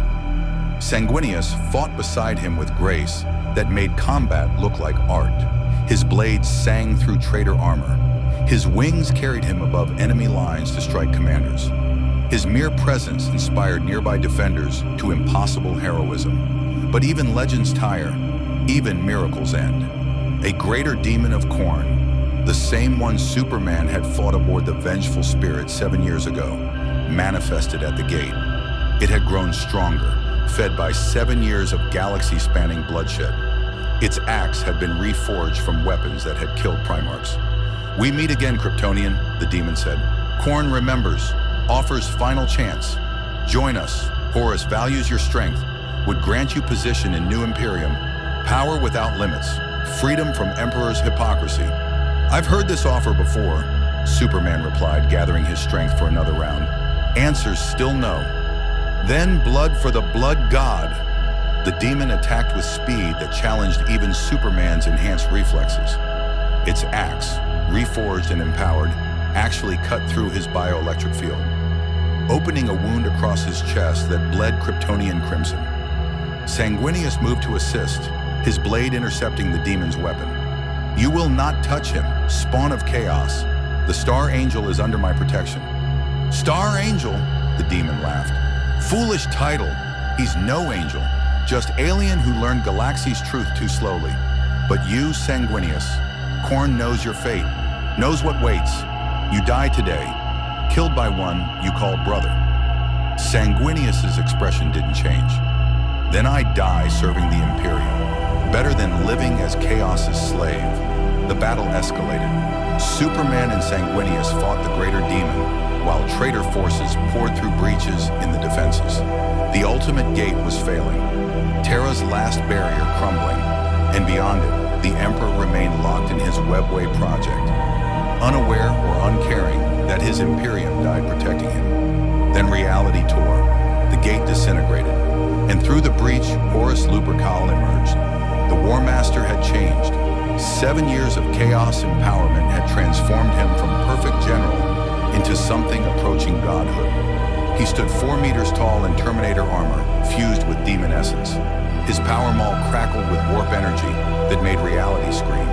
His eyes, once noble and charismatic, burned with the light of all 4 chaos gods. "Sanguinius," Horus said, his voice carrying harmonics that shouldn't exist in real space. "Brother, you don't have to die here. Join me. The Emperor has abandoned you, locked himself away while his sons bleed. Don't you see? He doesn't care about us. Never did. We were tools, weapons to be expended. Choose freedom, brother. Choose survival." "I choose loyalty," Sanguinius replied simply. "To the Imperium, to humanity, to ideals you've forgotten, Horus. You were the best of us. Now you're just another slave to chaos, pretending chains are freedom." Horus's expression hardened. "So be it." The duel was brief, terrible. Sanguinius fought with everything the Blood Angel's Primarch possessed. Centuries of skill, genetically enhanced speed, psychic might that rivaled lesser gods. He wounded Horus, actually wounded him, drawing blood that steamed as it hit the ground. But chaos-empowered Horus was beyond even Primarch capability. His power maul struck Sanguinius's perfect wings, shattering them. The angel fell. Horus's next strike crushed his breastplate. The third broke his spine. Sanguinius died with dignity, his final words a whisper. "Father, forgive him. He doesn't know what he's become." Superman screamed, raw emotion given voice through Kryptonian vocal cords, creating sonic pressure that shattered windows across the palace. He'd watched billions die during the Heresy, accepted that death was inevitable in this galaxy. But Sanguinius, noble, incorruptible Sanguinius, murdered by the brother he tried to save. It was too much. Superman attacked with everything. Heat vision at maximum power. Strength that could move planets. Speed that broke sound barriers. Fury that matched Khorne's demons. Horus caught his punch, held Superman's fist in one hand, stopping momentum that should have shattered mountains. "You're strong," Horus observed. "Remarkable. But strength alone isn't sufficient. The Emperor taught me that. Power requires purpose, direction, will. What's your purpose, Kal-El? Defending an Imperium you don't believe in? Saving a species that isn't yours? Fighting for a tyrant who locked himself away while his people died? My purpose," Superman replied through clenched teeth, "is stopping you." He struck again and again, battering at Horus with Kryptonian might, trading blows with a chaos-empowered demigod, bleeding from wounds that shouldn't be possible, refusing to stop. Horus's power maul struck Superman's ribs, cracking them, the first time his Kryptonian skeleton had suffered structural damage since arriving in the 31st millennium. The pain was immense, clarifying. "You can't win," Horus said almost gently. "I'm blessed by all 4 chaos gods, empowered by 7 years of galaxy-spanning worship. I killed my brother, and I'll kill you. Then I'll kill the Emperor. And the Imperium will finally be free. Free to become Chaos's feeding ground," Superman countered. "Free to watch humanity devoured by demons. That's not freedom, Horus. That's extinction. Then we'll die free, Horus replied. Better than living as the Emperor's slaves. His maul struck again. Superman blocked with his forearm, accepting the blow, and drove his other fist into Horus's jaw with everything he had left. The War Master's head snapped back. Blood, tainted with warp corruption, splattered across the ruined gate. For a moment, Horus looked stunned. Then he smiled. Good, you still have fight left. I was worried this would be disappointing. Behind them, the Sanctum Imperialis's doors opened. Golden light spilled forth, psychic radiance so intense it burned the retinas of unenhanced humans. And through that light, the Emperor emerged. Enough! The psychic command stopped everything. Demons froze mid-attack. Chaos Space Marines collapsed, overwhelmed by the Emperor's presence. Even Horus staggered, his chaos empowerment insufficient against the master of mankind's full attention. The Emperor approached slowly, each step making reality stabilize around him. 7 years locked away had aged him, if such a being could age. His face showed weariness, sorrow, rage that transcended human emotion. "My son," the Emperor said, looking at Horus, "what have you become?" "Free," Horus replied, recovering from the psychic assault. "I've become free, Father. Free from your lies, free from your manipulation, free to pursue glory without limits." "You've become a slave," the Emperor corrected. "Chaos doesn't free you, it consumes you. Twists everything you were into mockery of your potential. The Horus I raised, the son I loved, is dead. Only the puppet remains." "Then fight the puppet," Horus snarled. "Prove your supremacy. Show me the power that justified 40,000 years of tyranny. Because all I see is an old god clinging to control he no longer deserves." Superman stumbled away from the confrontation, his Kryptonian healing factor working desperately to repair the damage Horus had inflicted. He'd done everything possible, fought for 7 years, held the ultimate gate, stood against Chaos's champions. But this final battle was beyond him, beyond anyone except the two beings now circling each other like gods preparing for Armageddon. "You should leave," a voice said beside Superman. He turned to find Malkador the Sigillite, the Emperor's most trusted advisor, materializing from the shadows. The ancient psyker looked exhausted, his body held together more by willpower than biology. What happens next? Mortals aren't meant to witness, even exceptional ones. "I've come this far," Superman replied. "I'll see it through." "Then witness history's darkest moment," Malkador said quietly, "and pray whatever survives is worth the cost." The Emperor and Horus fought, not with swords or guns or conventional weapons, with power that rewrote reality, psychic might that tore holes in the warp. The Emperor's golden radiance against Horus's chaos corruption, father against son, tyrant against traitor, competing philosophies made manifest in combat that shook Terra's foundations. Superman watched with enhanced senses that barely processed what occurred. Saw the Emperor strike Horus with power that should have annihilated him. Saw Horus survive through chaos empowerment, counterattacking with warp energy that burned away the Emperor's golden armor. Saw them trade blows that leveled palace sections, each strike carrying enough force to sterilize continents. They were equals, perfectly matched. The Emperor's psychic might balanced by Horus's chaos empowerment, the battle could continue forever, stalemate between opposed infinities. Then Horus made a mistake. He looked at Superman, just for a moment. Saw the Kryptonian watching, bloodied and exhausted but still standing. Saw someone who'd fought 7 years defending an Imperium he didn't fully believe in, who'd bled for humans who weren't his species, who'd remained incorruptible despite the galaxy's endless horror. And Horus hesitated. Some fragment of who he'd been, the noble war master who respected Superman's idealism, surfaced briefly, questioned what he'd become, wondered if chaos had lied about freedom and power and the Emperor's betrayal. The hesitation lasted milliseconds. It was enough. The Emperor's psychic blow struck Horus's soul directly, burned through chaos empowerment, destroyed the demon essence that sustained him. Killed not just the traitor, but the corruption that animated him. Horus Lupercal fell. The War Master's body collapsed, armor shattering, chaos blessings evaporating like morning mist. For just a moment, his eyes cleared. became human again, recognized what he'd done, the brother he'd killed, the Imperium he'd betrayed, the father he'd failed. "I'm sorry," Horus whispered with his final breath. "I'm so sorry." Then he died, the greatest of the Primarchs, the Emperor's most beloved son, dead by his father's hand, a casualty of chaos's corruption and pride's poison. The Emperor stood over his son's corpse, and Superman saw something he'd never expected. The master of mankind wept. Not physically, beings of his power transcended such biological responses. But psychically, his grief radiated across Terra like a wave. Every human on the planet felt it. The Emperor's sorrow, transmitted through the psychic network that connected humanity.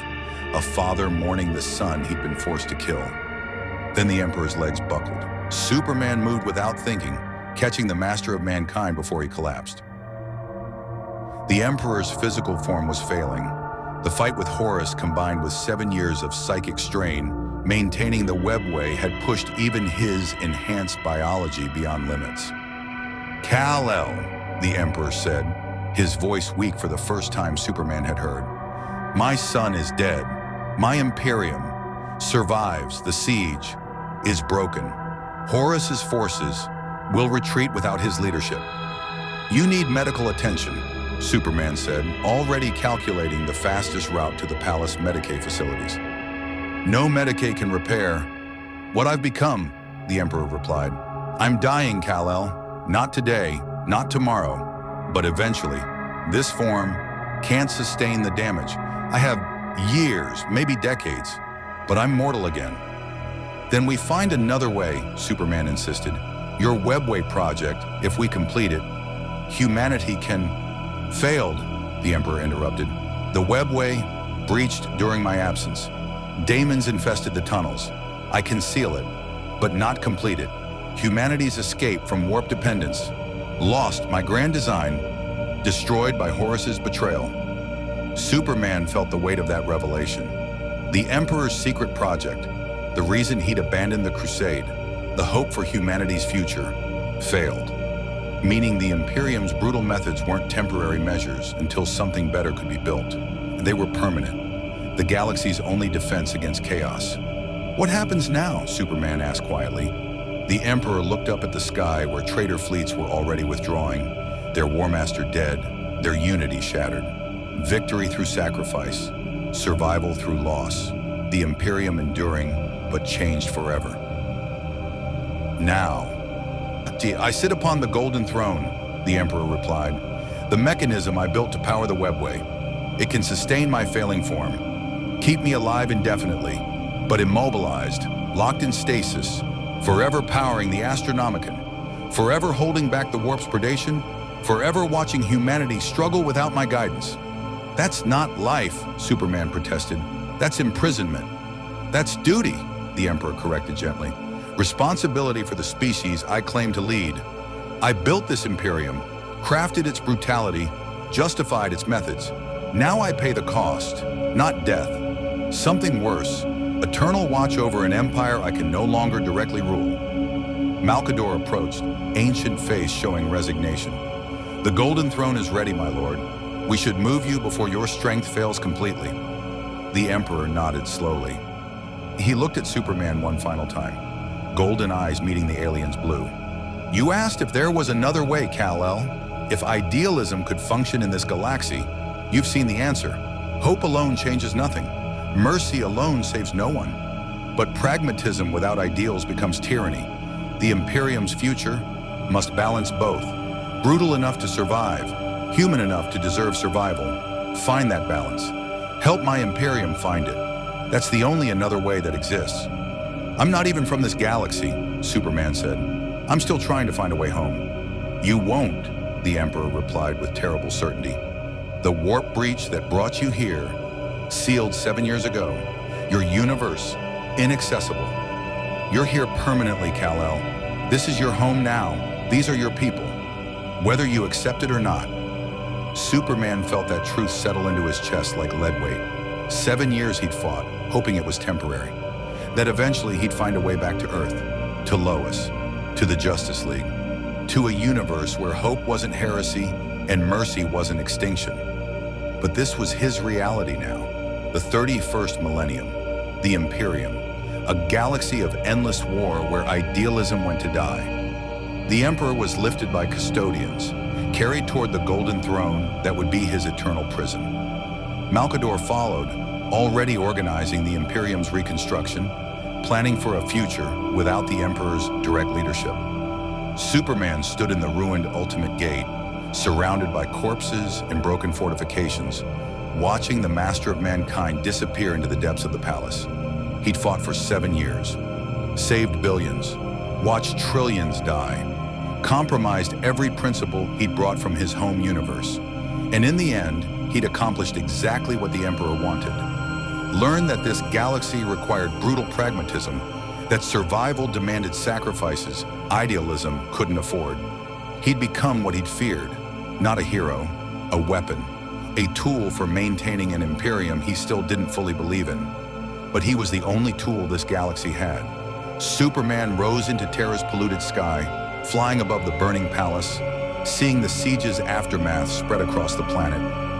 Billions dead, infrastructure shattered, 7 years of reconstruction ahead.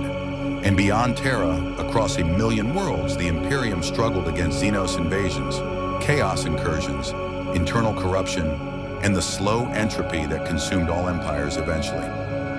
They needed help, needed someone strong enough to defend them, someone idealistic enough to remember that humanity deserved better than mere survival, someone willing to fight forever in a galaxy where hope was forbidden. They needed Superman, even if Superman wasn't sure he had anything left to give.